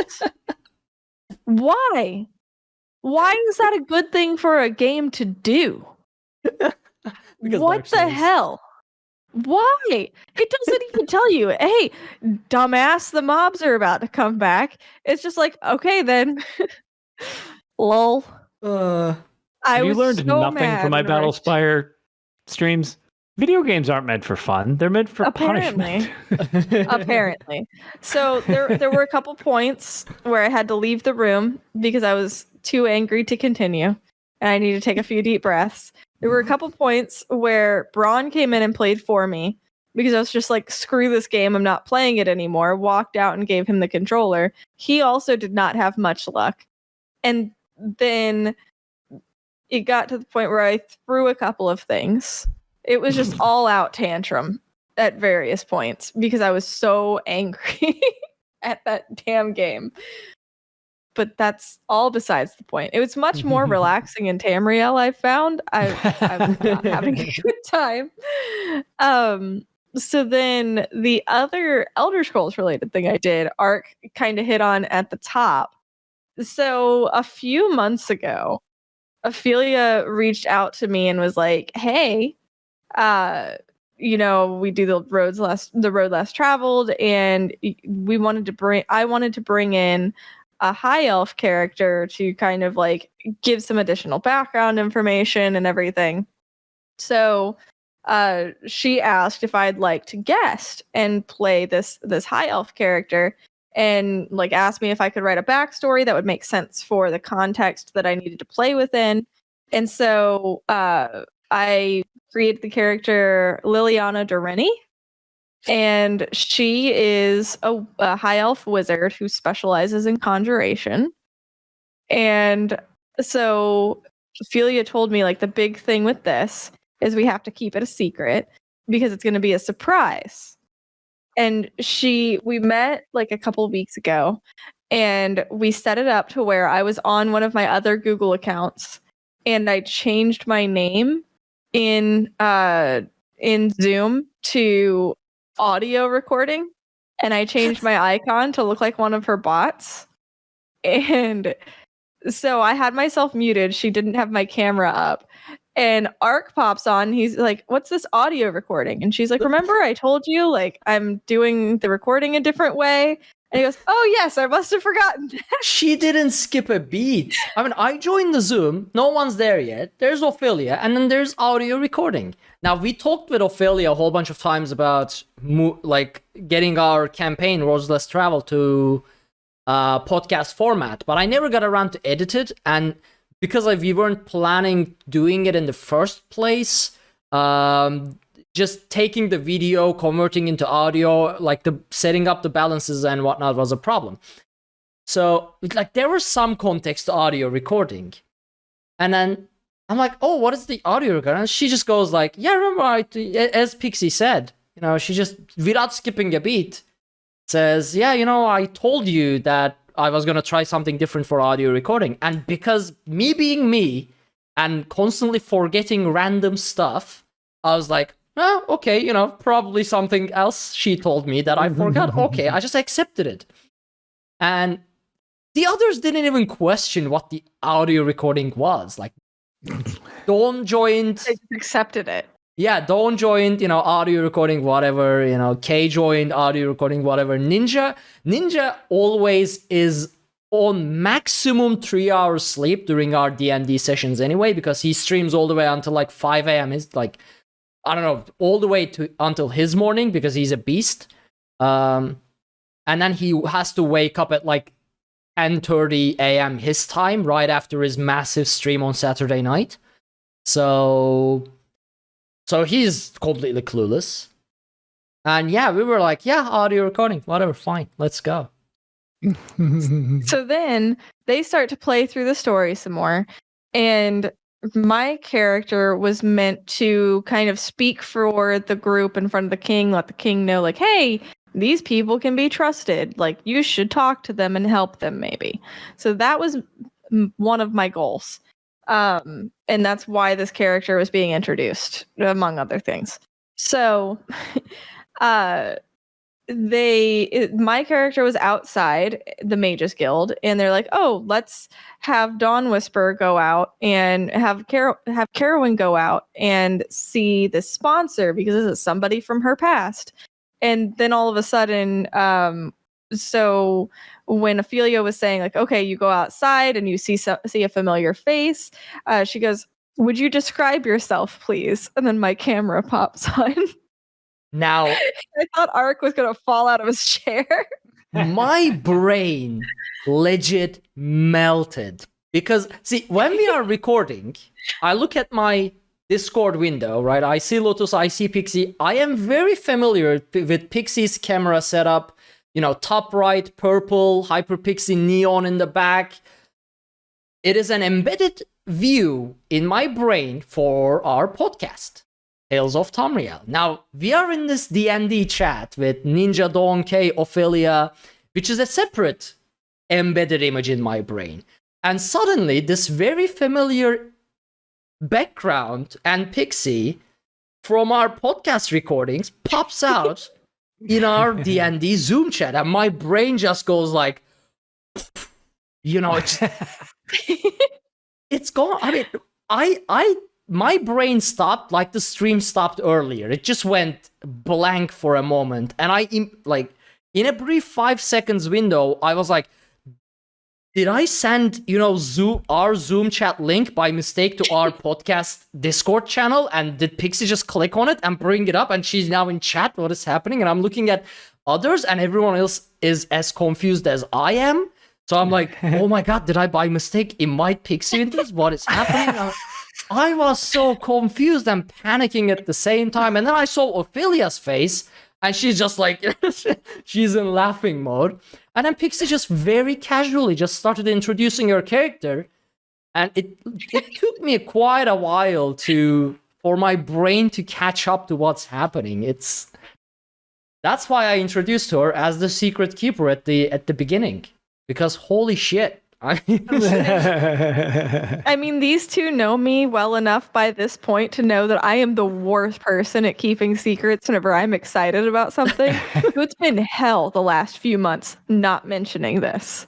It's not even, that's going another thing. Crazy.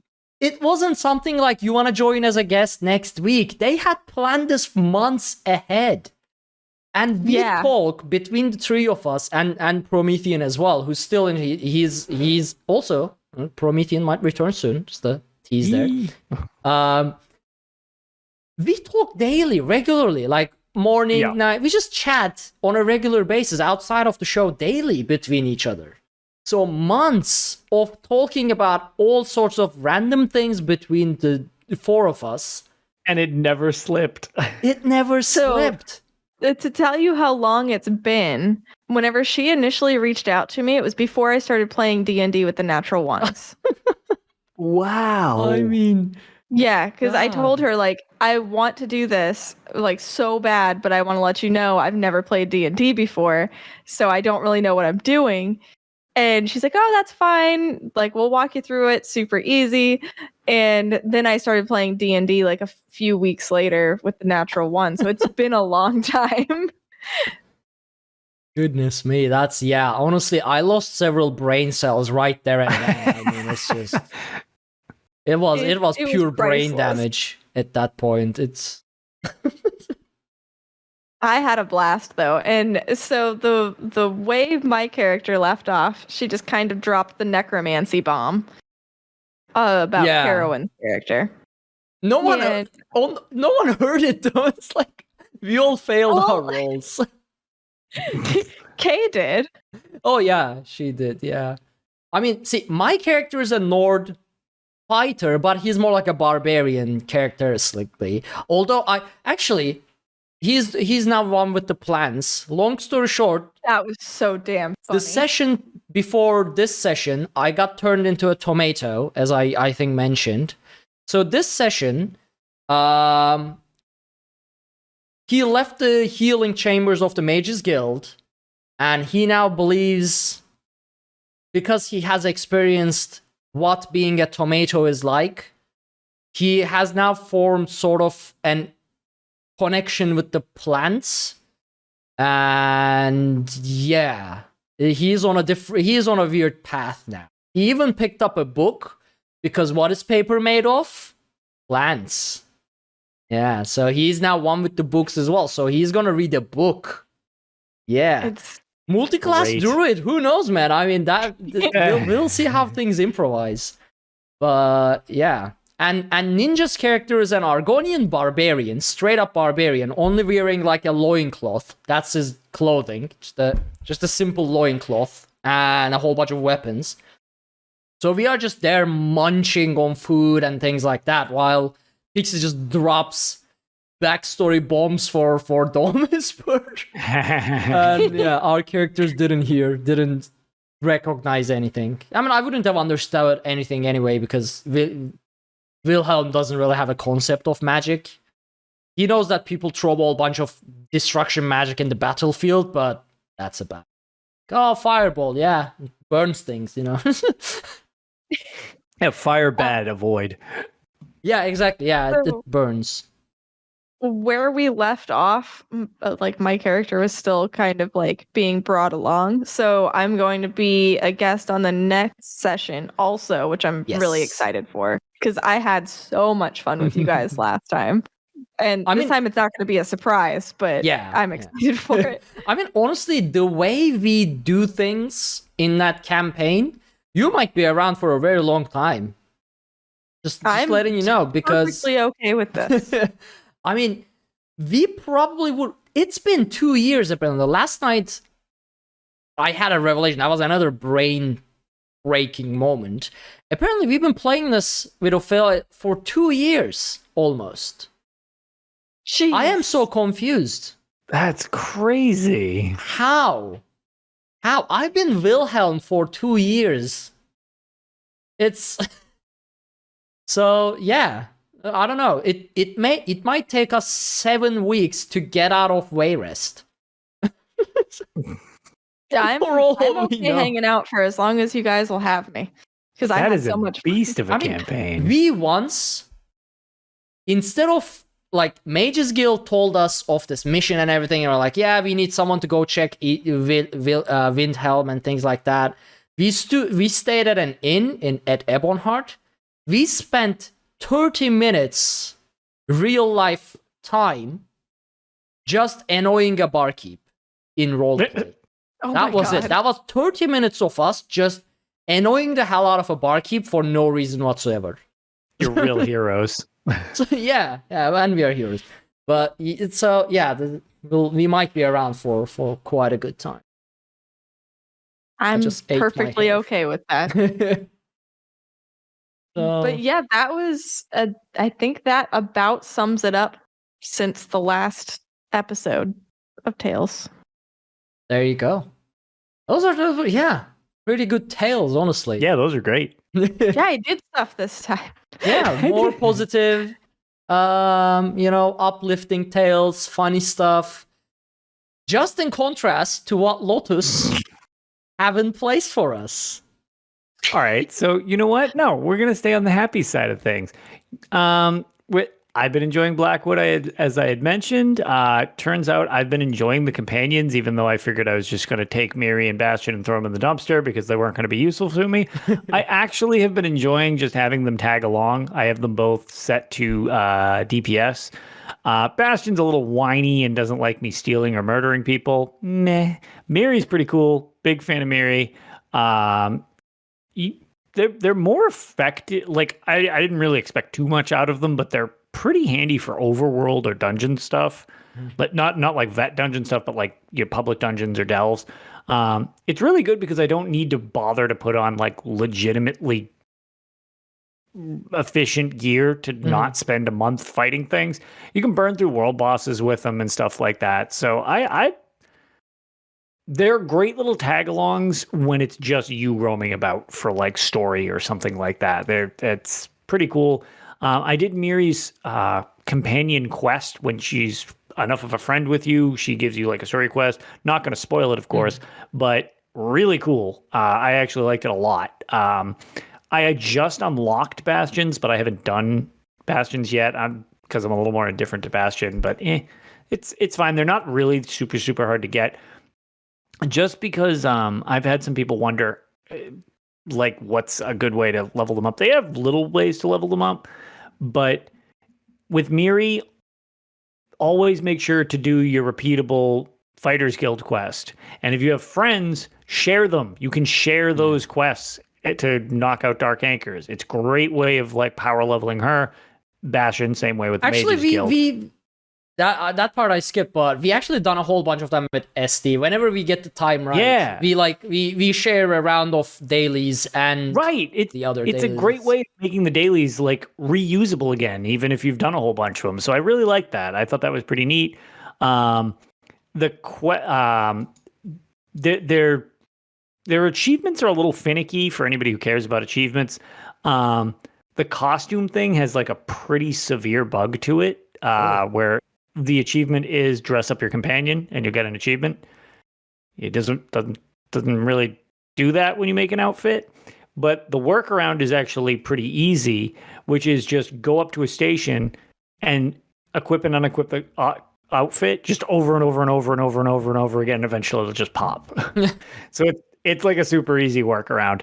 The other thing, which a lot of people I don't think have noticed because it's only part of an achievement, but you can one of the parts of both of their achievements is to equip them with purple gear, which purple gear is very rare. It seems like if you equip blue gear, the game thinks it's purple, so you get that way earlier. It's actually a positive thing, not it's glitched in a good way, not a bad way. So nice. So those have been interesting. But I just keep them tagging along. I'm surprised how much I enjoy just having them around. And then the other big thing I did for ESO was the day of launch. We decided, hey, let's just go blind into Vet Rockgrove. So I've never had a team willing to go like. Doing dungeons with 4 people and being like, okay, nobody look it up is pretty easy. Mm-hmm. Doing a trial with 12 people and being like, nobody look it up. Okay, that's trickier. Also getting the 12 of them to be like, okay, we're going to do it on Vet and nobody look it up. Yeah. I've literally never done before. It was really fun. And we beat it in 2 hours and 7 minutes, I believe it was, totally blind. We very briefly, which was funny because you could tell it was the end of the blind runs and then people going in and nuking it like, oh, we know what we're doing. This just became a lot more efficient. But it was funny. For 5 minutes, we had the PS4 NA high score. Oh, there you go. On our blind run. We were like, we did it, everybody. We're oh, we've already been dethroned. But it was very funny. Just right out the gate that night. But really enjoyable. It's just, that is such a good trial. It's such a good trial. It's so much fun and it's pretty. The bleeds that things hit you with are a bit extreme in some points. Man, is there a lot of incoming damage. And after the block glitch is fixed soon, I'll be curious to see how it plays then. But, oh man, it's a fun trial. I really like it. And my first run through of it was on Arkaniir. I DPS'd it. That's right. So Arkaniir on his DPS managed to go through blind, and I actually had the clear for Vet Rockgrove on my joke DPS before my actual character. Oh my god. Well, this gets added into the pile of things that Arkaniir achieved that I have not. Well, so my the parody, best part my is, parody version is better than I am. That is just my favorite insulting. part is I was walking around and when I was doing my writs, I actually had requests in Craglorn just for like joining group because I was walking around with the Vet Rockgrove title on Arkaniir. And I'm like, no, we're not doing that. This character is not actually worth anything. Wow. Okay. Double insult. I mean, not. Look, I'm a bad DPS, but it's fine.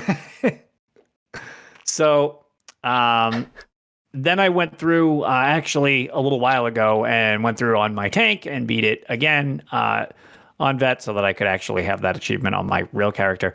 But yeah, it's really fun. And the twist at the end, which if you haven't seen it yet, is just so great. And the thing that I loved about it was on vet, we were cruising through and everybody kind of at the same time was like, oh God, ah! And we just all burnt to death. Because like nobody knew what we were doing. We were all just like, ah! And it was just the end of us. But yeah, can't recommend that trial enough. It's really fun. The middle boss fight is very, very coordination heavy. The first one's whatever. It's fine. But yeah, the last two boss fights are really, really awesome. Big fan of them. On the veteran, how do you survive the stairs at the final fight with the flames? Because when we did it back in preview on normal, we were dying a lot, like just on the stairs. I dodge roll through. Oh, it's just dodge roll through, okay. I dodge roll through. I had another group where they, as we were running to the door, they threw up a barrier for everybody. Right. And then everybody just sprinted up the stairs. But you can dodge roll them through and they won't hit you. Okay. That's been my approach so far. But yeah, otherwise just really, minor grievances of performance aside, which haven't really ruined my experience, really, really enjoying Blackwood. Something I don't enjoy is Battlespire. But what people always ask from me is to play Battlespire. And it's always Battlespire. I love democracy. I had that vote where I forgot about that. I had the vote for like, do you want me to play, on Twitter, I ran a poll and had, should I play Battlespire or should I play ESO? Because it was literally just launching on console and fucking Battlespire won. I was like, why do you all hate me? I had nothing to do with it. You lie. I you all had had something to do with it. I didn't use our almost 7,000 follower Twitter account to sway the votes or used my multiple Twitter accounts for different podcasts to sway the vote. I don't know. So I have had, since the last show, there have been, I've had 2 full streams. I actually think it was like 7 or 8 hours of Battlespire have happened since the last show. Yeah, this will be fun to edit. Woof. Boy. Going live again. Confirm and go live. Yes, please. We did it, everybody. We're back again. Yay! We are back. Yay. Streamlabs is killing me. It is, but this is what you get for making me play Battlespire. See? 100% worth it. This is proof that it's been no Lotus regrets. working the stream the entire time. Twitch doesn't like it. The internet doesn't like it. Nobody likes Battlespire. I mean, the fact that Battlespire won the vote shows that the internet does like Battlespire. From now on, I'm just gonna set up a tripod, like put my phone and record Discord like with my phone externally. Freaking.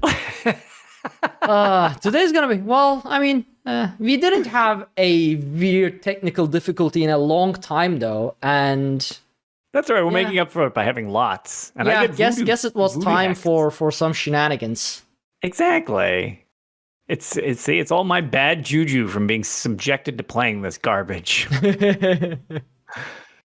So, all right, Battlespire, we didn't sway the votes, and you 100% willingly played Battlespire for 7 hours. Continue.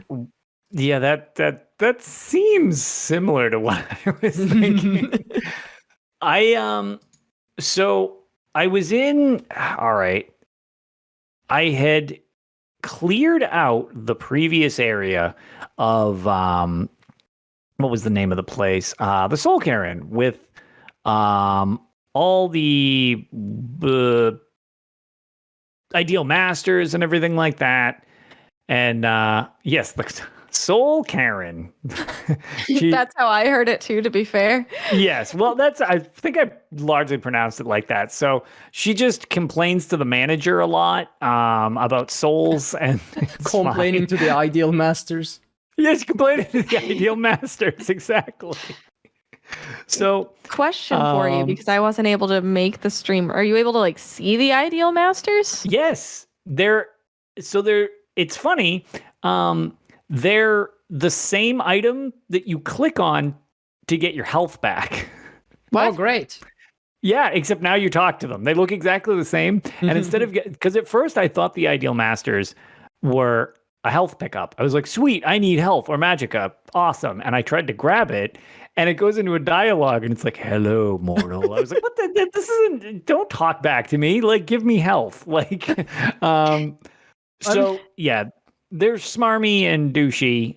But I left that place after them trying to get me to kill myself to live there forever.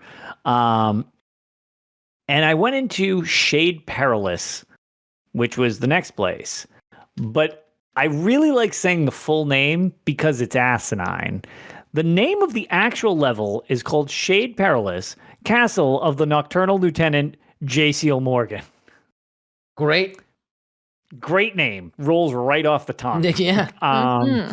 So J. Seal Morgan, as well as her counterpart, we'll get into later, might or might not eventually get me banned from Twitch. Oh no, not another one of those. They're just straight up not wearing clothes. Oh God. And at one point while I was laughing, I was talking to chat and they point out the fact they're like, are you really sure you want this to be? I was like, oh yeah, because I'm just talking to her topless. I was like, oh, this is a weird thing to have like an extended dialogue sequence on. So yeah, so that's that. It just gets weirder. Before we got to that though, while I was roaming around in Shade Perilous here, there was a lot of puzzles, like a lot of puzzles. And as Gone Crazy in chat mentioned, there are dark seducers and normal seducers, and there aren't Atronachs in this game. There are Fire Daedra and Frost Daedra. They are awesome. They're basically just beings made out of fire, either red or blue, and there's like armor and they just look really neat, but at the same time they're smarmy and they try to kill me, so that there you go, like out. everything else in Beth. Yeah, well, that's the thing. Well, the worst part is they ask me to work for them. They're like, oh, the filthy Fire Daedra are trying to take over Shade Perilous during this invasion, and it should be ours. We deserve all the sweet mana stuff. And I'm like, okay. And then you talk to the Frost Daedra, and they're like, no, we deserve all of it. And I'm like, okay. And they're like, yeah, so you should join our side, and we'll give you an item. I was like, oh, sweet, okay. They're like, but we're still going to attack you. I was like, well, that's not joining your side. Like, how does that help? So I killed all of them because they're dicks. So they're done. And then the normal seducers, so that's pretty much the overview of Shade Perilous's enemies. Dark seducers, different types of Atronachs before they were called Atronachs. They're just Daedras. And then dark seducers, which are the normal seducers scantily clad. Dark seducers, which Gone Crazy has nicknamed Bikini Bat Babes, which is very accurate. They look nothing like the dark seducers we know now in the series, where they kind of wear like the like split top style thing. kind of, okay, they're more of like the generic fantasy scantily clad armor type of. In this, they're literally just wearing a bikini and flying around. They don't even have a back. It's just their butt. So it's Are just these like the ones that got glitched and oh, did they ever? okay. Because they fly and they suck. And when you hit them, they have a bad habit of falling through the level. Oh, great. Oh, that's fun. But they can claw up through the level at you, doing a lot of damage, because the problem with these things are they don't wear any they basically wear no armor. They barely wear clothes, but they take an irresponsible amount of damage. So that's not good because I have to hit them a whole lot. But I figure, well, they just have claws, so how much damage could they do? I'm wearing armor. The answer is almost all of my health every time they hit me. They do about 75% of my health every time they touch me. And they can hit me a lot better than I can hit them because I'm a shit adventurer and I can't do anything right. So I got a bunch of them stuck and I started using the terrible pathing to my advantage where I would just shoot them with bows and arrows the entire time while they were stuck in scenery.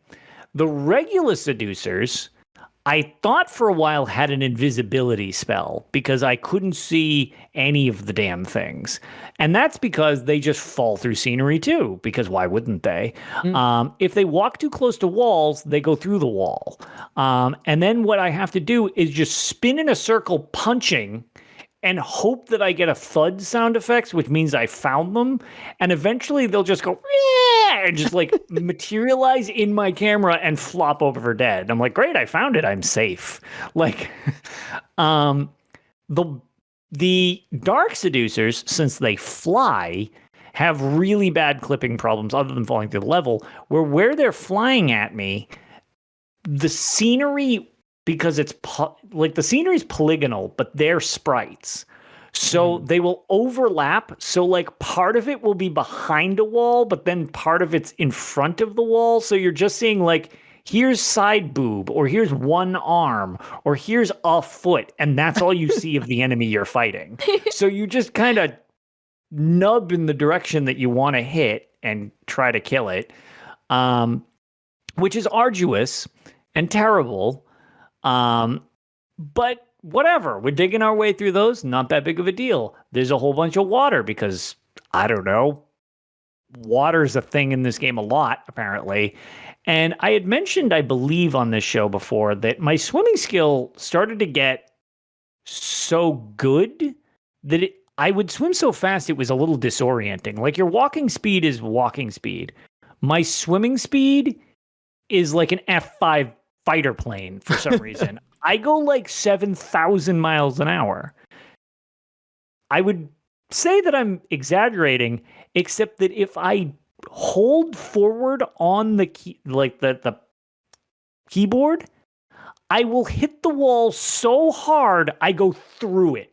Oh god. When I'm in water.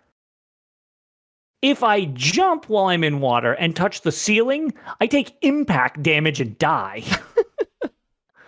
Oh my god. So I can't jump because if I hit the ceiling, I die. If I touch the walls, I go through them. So I have to be very careful to like swim around. The problem that I noticed when looking around the level, trying to find where I'm going because the maps are a nightmare, part of the level isn't finished. Like they literally just forgot part of it. Oh, God. So you start swimming through this tunnel and you look around and at first I thought it was fog. It's unfinished map terrain. Like it's just a black void with there's water. And then like, all right, the best way I can explain this because it's a little tough. There's water going through like a cave entrance. Like you can see the cave entrance. But if you look up, there's nothing. It's blackness. And I'm like, it must be dark. It's not dark. You literally fall off the map if you go to the edge of it. Like it just goes out of the map on the game. There's nothing there. It's literally nothing. And then when you start to swim forward, like you don't touch the walls, you can see literally like the texture wall where there should have been something connected to it to finish the roof, and there's just nothing there. So there's part of this level that either didn't load or just straight up wasn't programmed. I have zero idea which it is. But you got to be real careful going through that room because you just fall off the world. So I was like, okie dokie. So we got to be careful about that. Whatever. I dig my way around through this. There's some puzzles. There's this really, really, really, really arduous dial puzzle thing where you have to spell the word dusk. That was the thing. It's just the riddle answer is dusk. It told you that it was dusk, and it okay, great.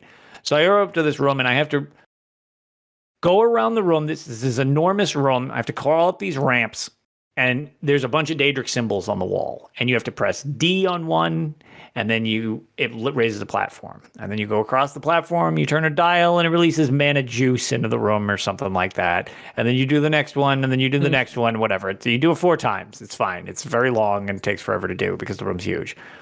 So I fill up the room, and it drops this door, and I'm like, okay, the door is done.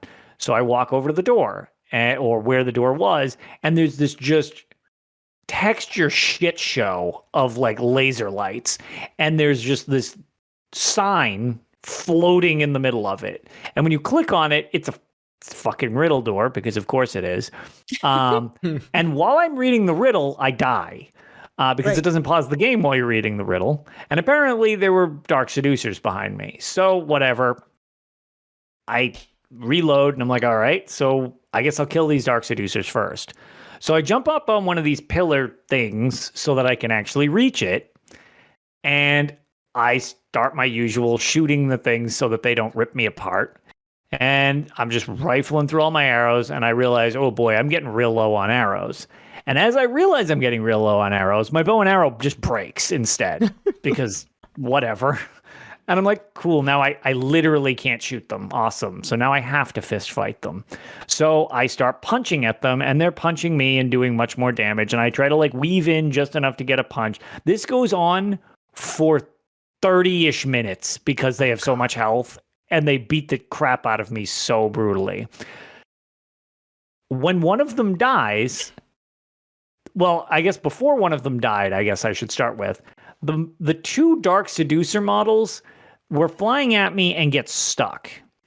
And I made stream deal with this for a while, to the point that everybody was very uncomfortable with it.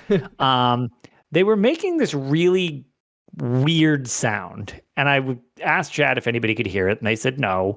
So I muted all audio except for in-game sound, where all you could hear was like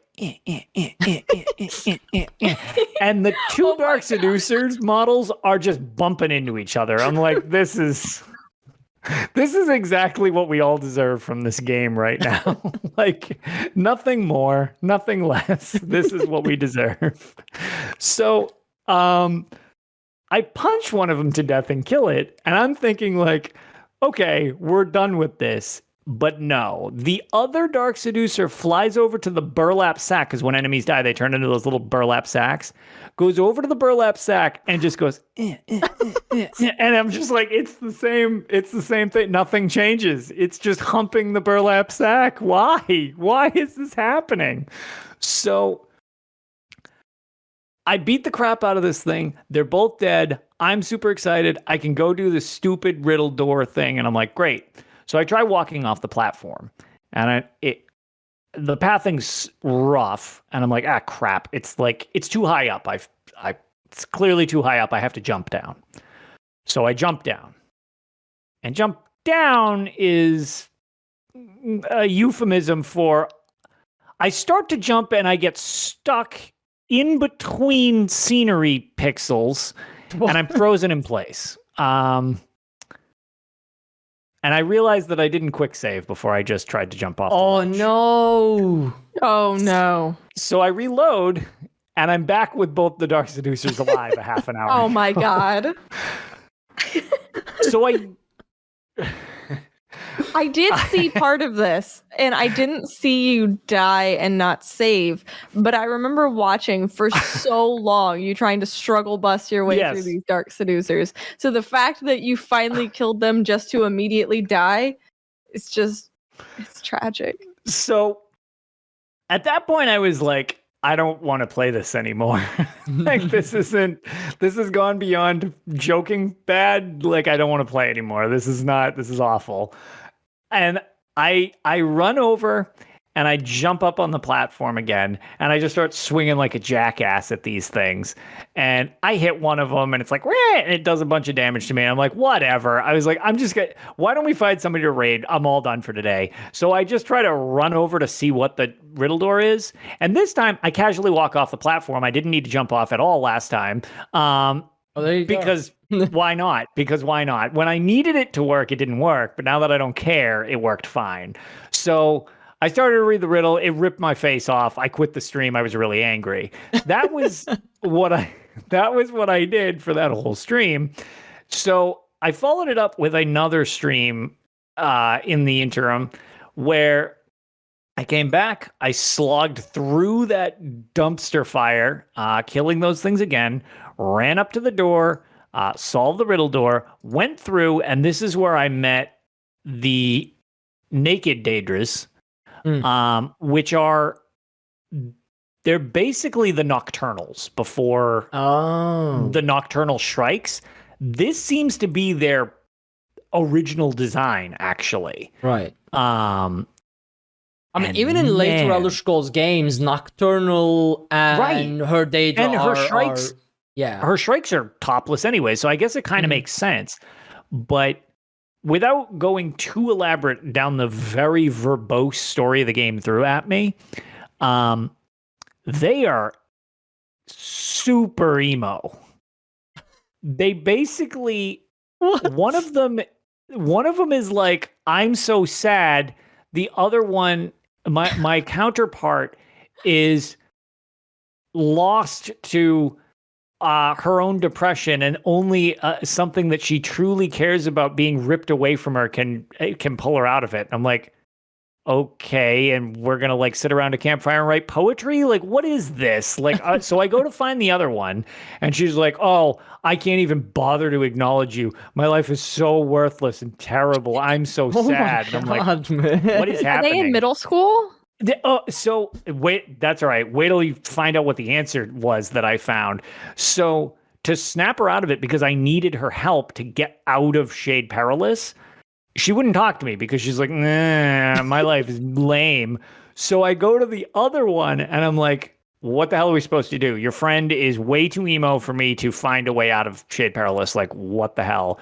And she's like, well, we need to figure out some way to really make her feel again. And I was like, you could kill yourself. And she said, I could kill myself. That's a great idea. So she kills herself. What? Not kidding. Ooh. Lotus, you're not supposed to tell people to do that.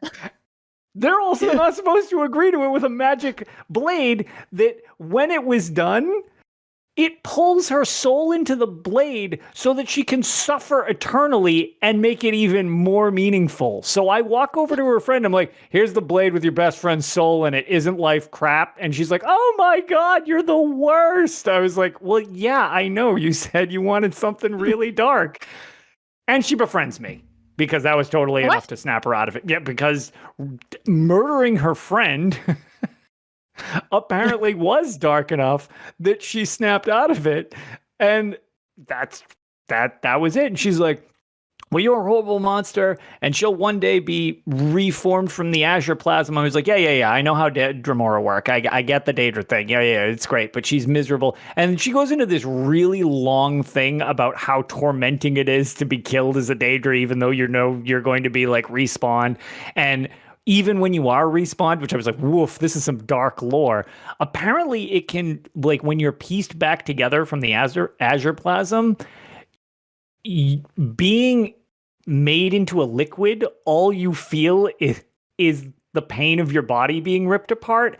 And most Daedra, when they come back, the more times they're reincarnated, the more insane they get, because that's what they have to suffer through for hundreds of years while they're pieced back together. I'm like, Jesus Christ. Okay, that is actually a piece of lore you might not get in any other Elder Scrolls game. That's because only Battlespire is Yeah. insane enough to put together a scene like this. Do this, right? And I was like, wow, this is a lot. So Goodness she's like, me.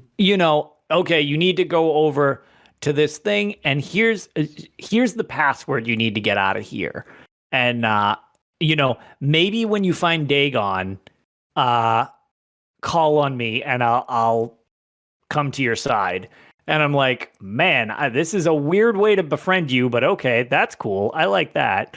And she disappears for now. And I look behind her, and there's just a pillar floating in the air.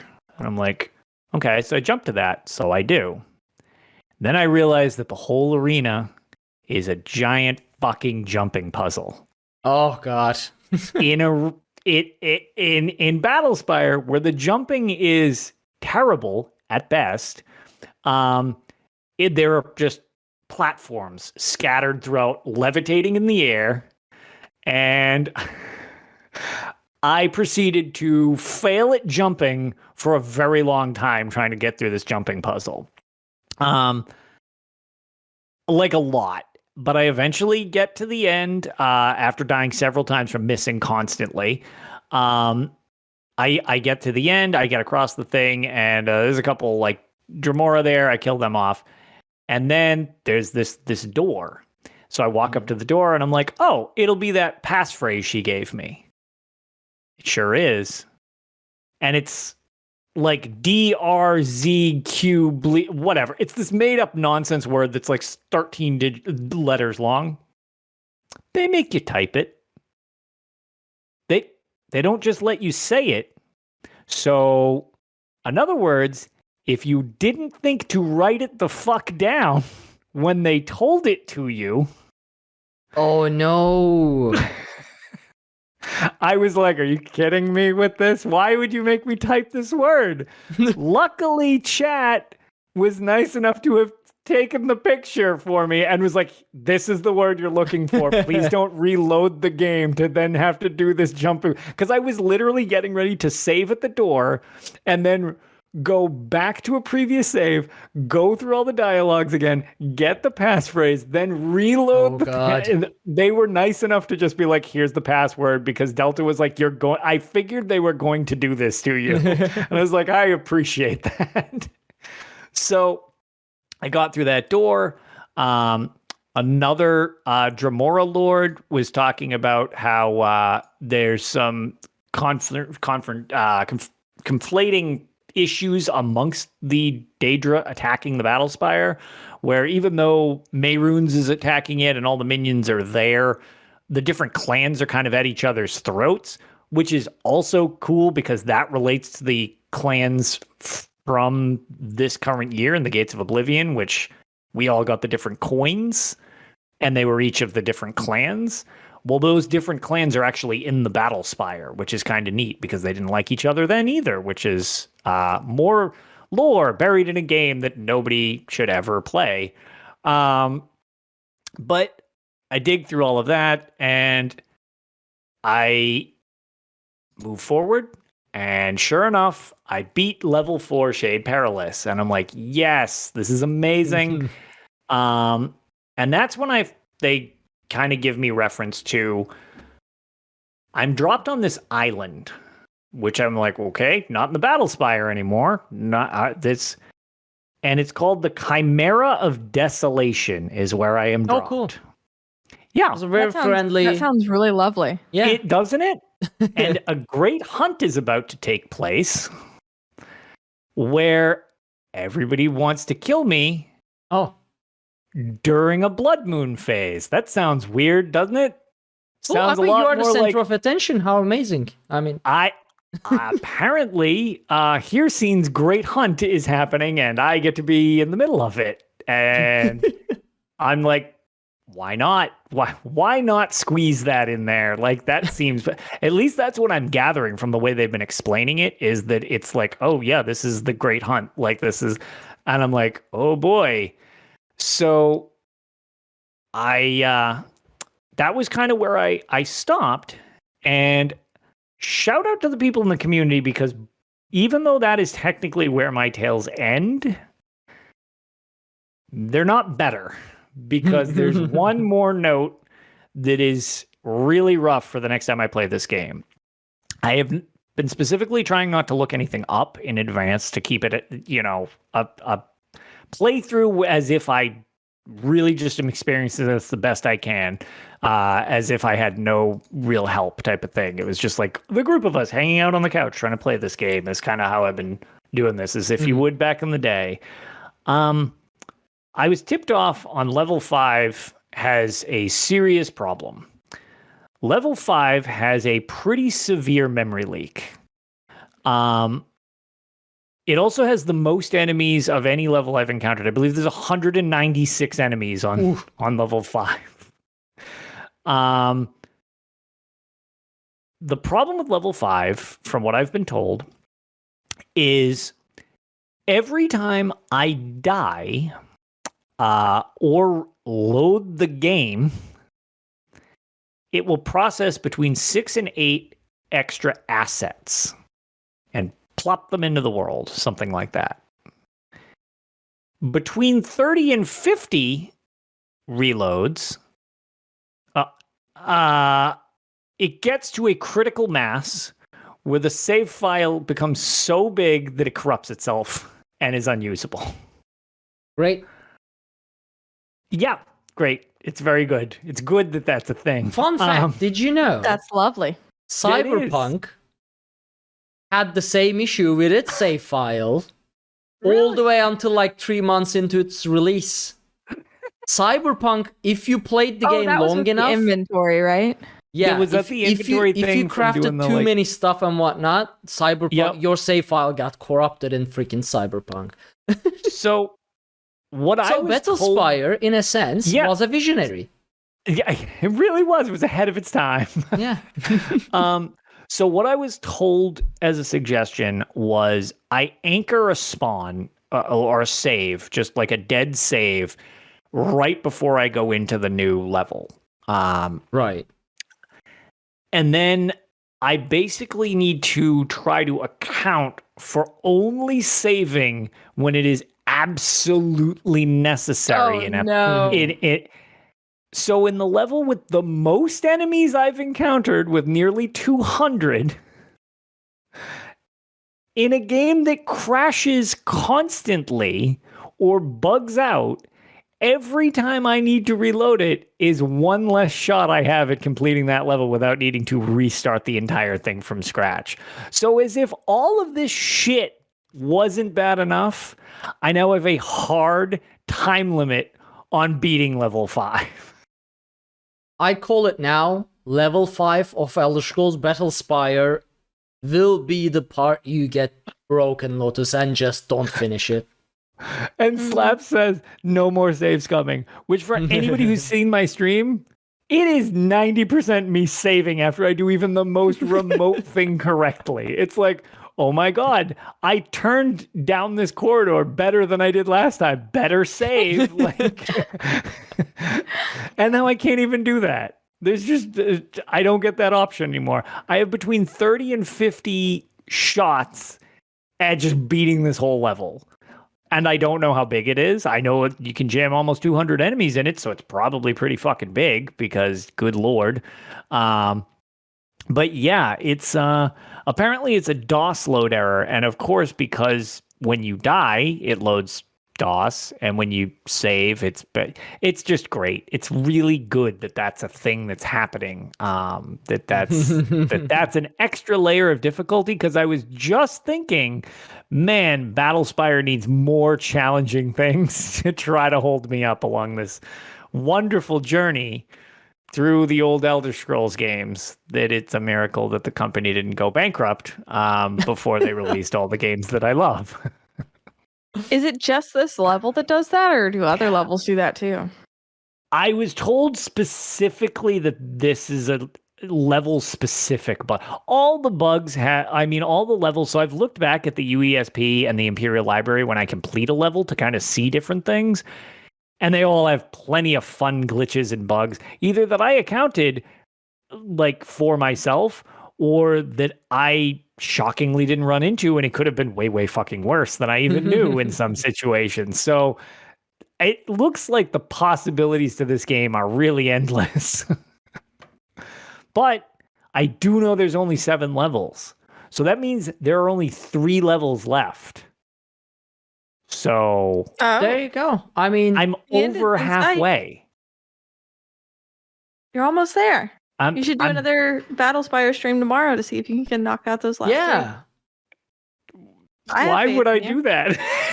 I mean, you can only die 50 more times before the game just says no. Yeah, Lotus. Look, man, the more you play, the faster you get through this. Yeah, Think about it that way.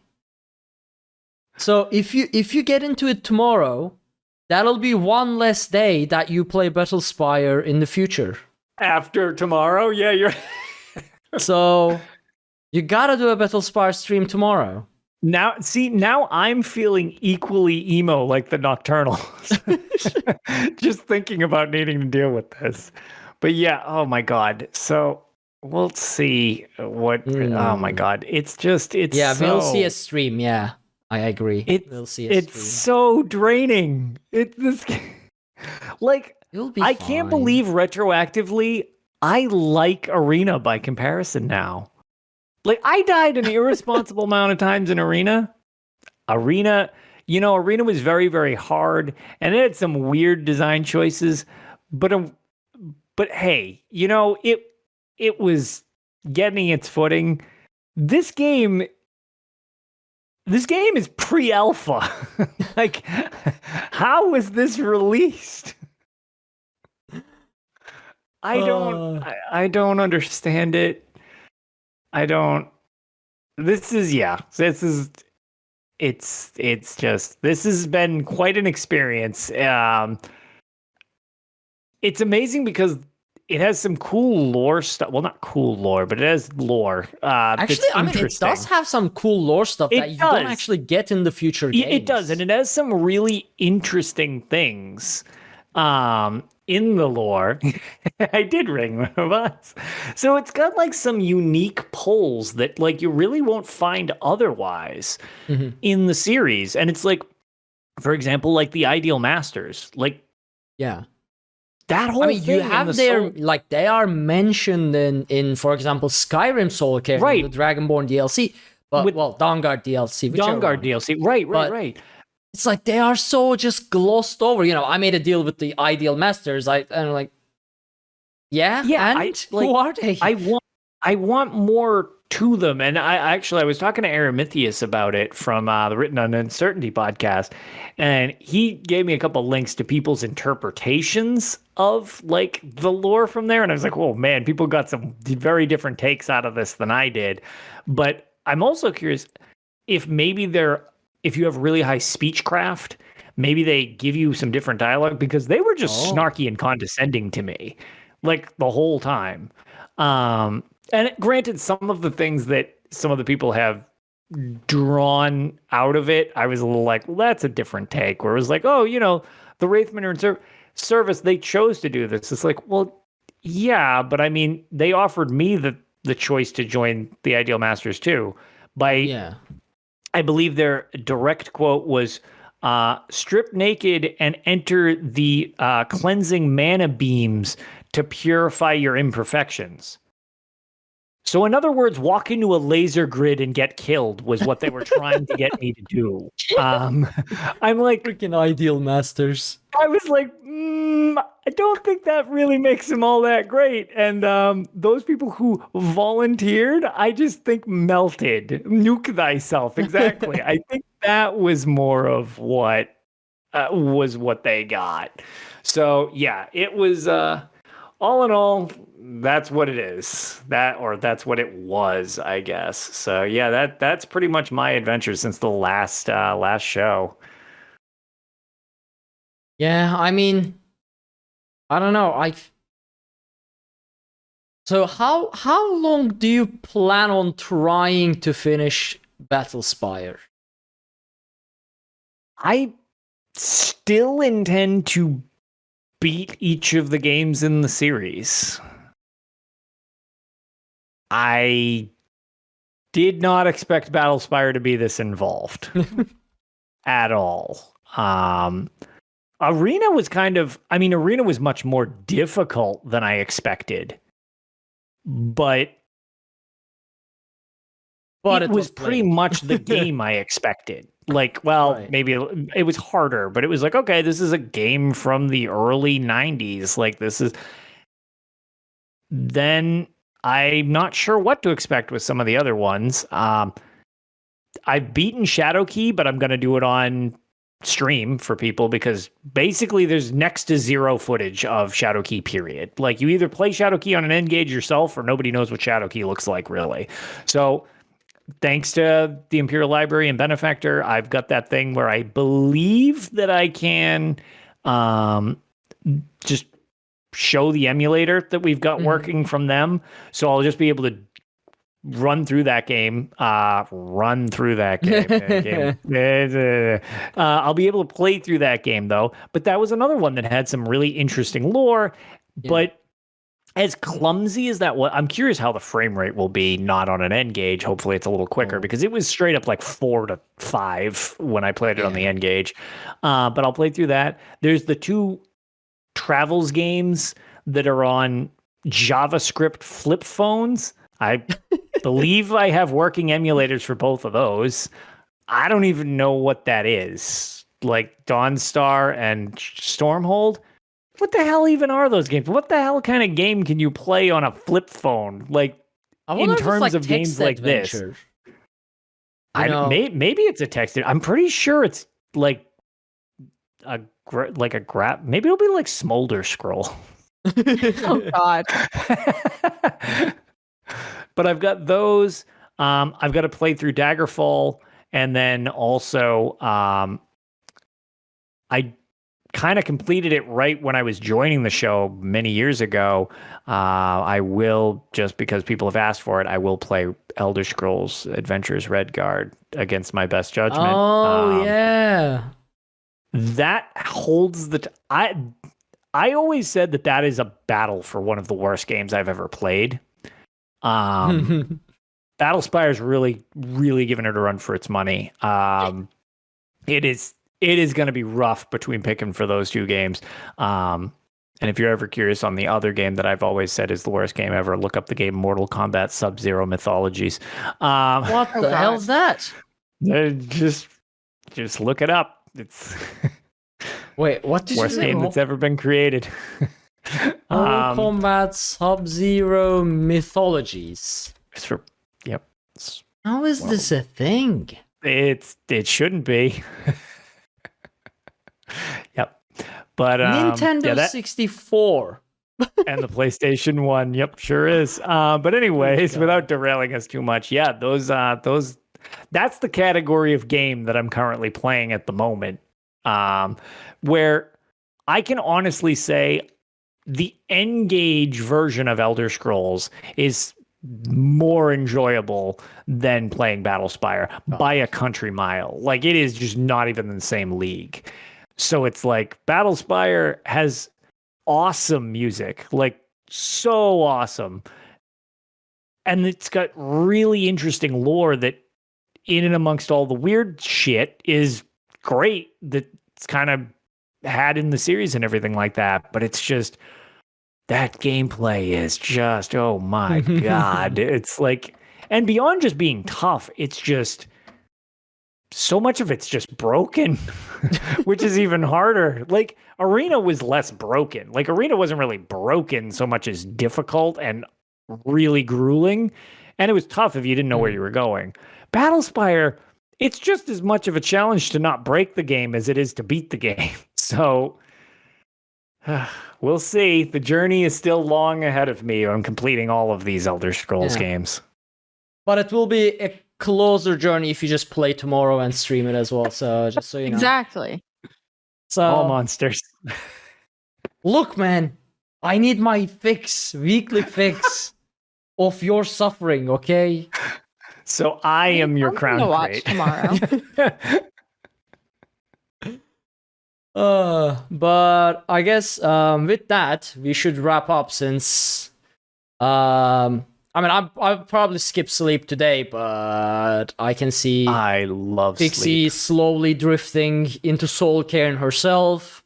And Yes, I feel- am. Soul Karen and I are gonna be giving Yep. each other hugs soon while we complain to the Ideal Masters. And Lotus, you need to get your rest so you can be ready for your Battlespire stream that you will most definitely do tomorrow. I just got So- Chivalry 2. Why would you make me play this instead? Look, you can play Chivalry 2 all the time. Damn it. Do Battlespire. Play some Chivalry, then play play Battlespire, build up all that anger and frustration, and then Take it out unleash on it my in Chivalry. There you go. Perfect thing. But for all that to happen, and to get to Lotus's definitely happening Battlespire stream tomorrow, we all need to go to sleep. So we are going to wrap the show up. Lotus, where can people find you and your Battlespire shenanigans and everything else? So I am pretty easy to find. I'm Lotus of Doom on Twitter for updates on Battlespire, and I am Lotus of Doom on Twitch for streaming of me being sad playing Battlespire. And for anybody who does follow me on Twitter, shout out to Maddie, who I know it screwed with him at first because he read it quickly and it threw him off. Right before the Bethesda E3 thing with Microsoft, I had my prediction in which I just superimposed the number 2 on the Dark Seducer holding the crescent and said the game we all need, and it was Battlespire 2. And a shocking amount of people were like, wait, what? I was like, and I also got several messages being like, what is a Battlespire? And I was like, oh, here's a link. And I so it didn't happen. Maybe next year. And Pixie. You can find me over at twitch.tv/HyperPixie Gaming and on Twitter at HyperPixie Games. There you go, folks. Definitely follow these two absolutely amazing people. They stream a lot of Elder Scrolls content, and they are as amazing as they are on the show. As for me, you can find me anywhere that is Arkaniir, ARKHANIIR, I think. I'm too sleepy now myself, I guess. You can catch us live on twitch.tv/Arkaniir's Quest, where I stream a lot of Elder Scrolls Online, bunch of other games, and our other shows and stuff like that. So definitely check it out. You can also follow everything we do over at dungeoncrawlernetwork.com. There you can find links to all of our social media, including Twitch, YouTube, Twitter, Discord, bunch of other things. Be sure to check out our Patreon at patreon.com/dungeoncrawlernetwork if you want to help support the show and everything else, like the server costs, third-party services and things like that. They are costly. Although it is on pause for this month because I'm revamping it. I'll be talking about all that next week with the new details of the new Patreon rewards and stuff like that. You can also consider leaving us a 5-star review on iTunes, so people know that we're a real podcast, that we say real words, and sometimes it matters, and we will read those on the show. Thank you all so very much for joining us on this episode of Tales of Tamriel, and we will see you all next week. Have a great night, everyone. Bye, everybody. See you later.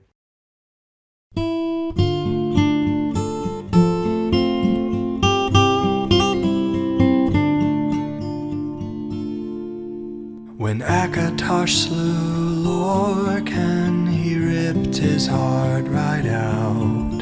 He hurled it across Tamriel, and the heart was heard to shout, red diamond,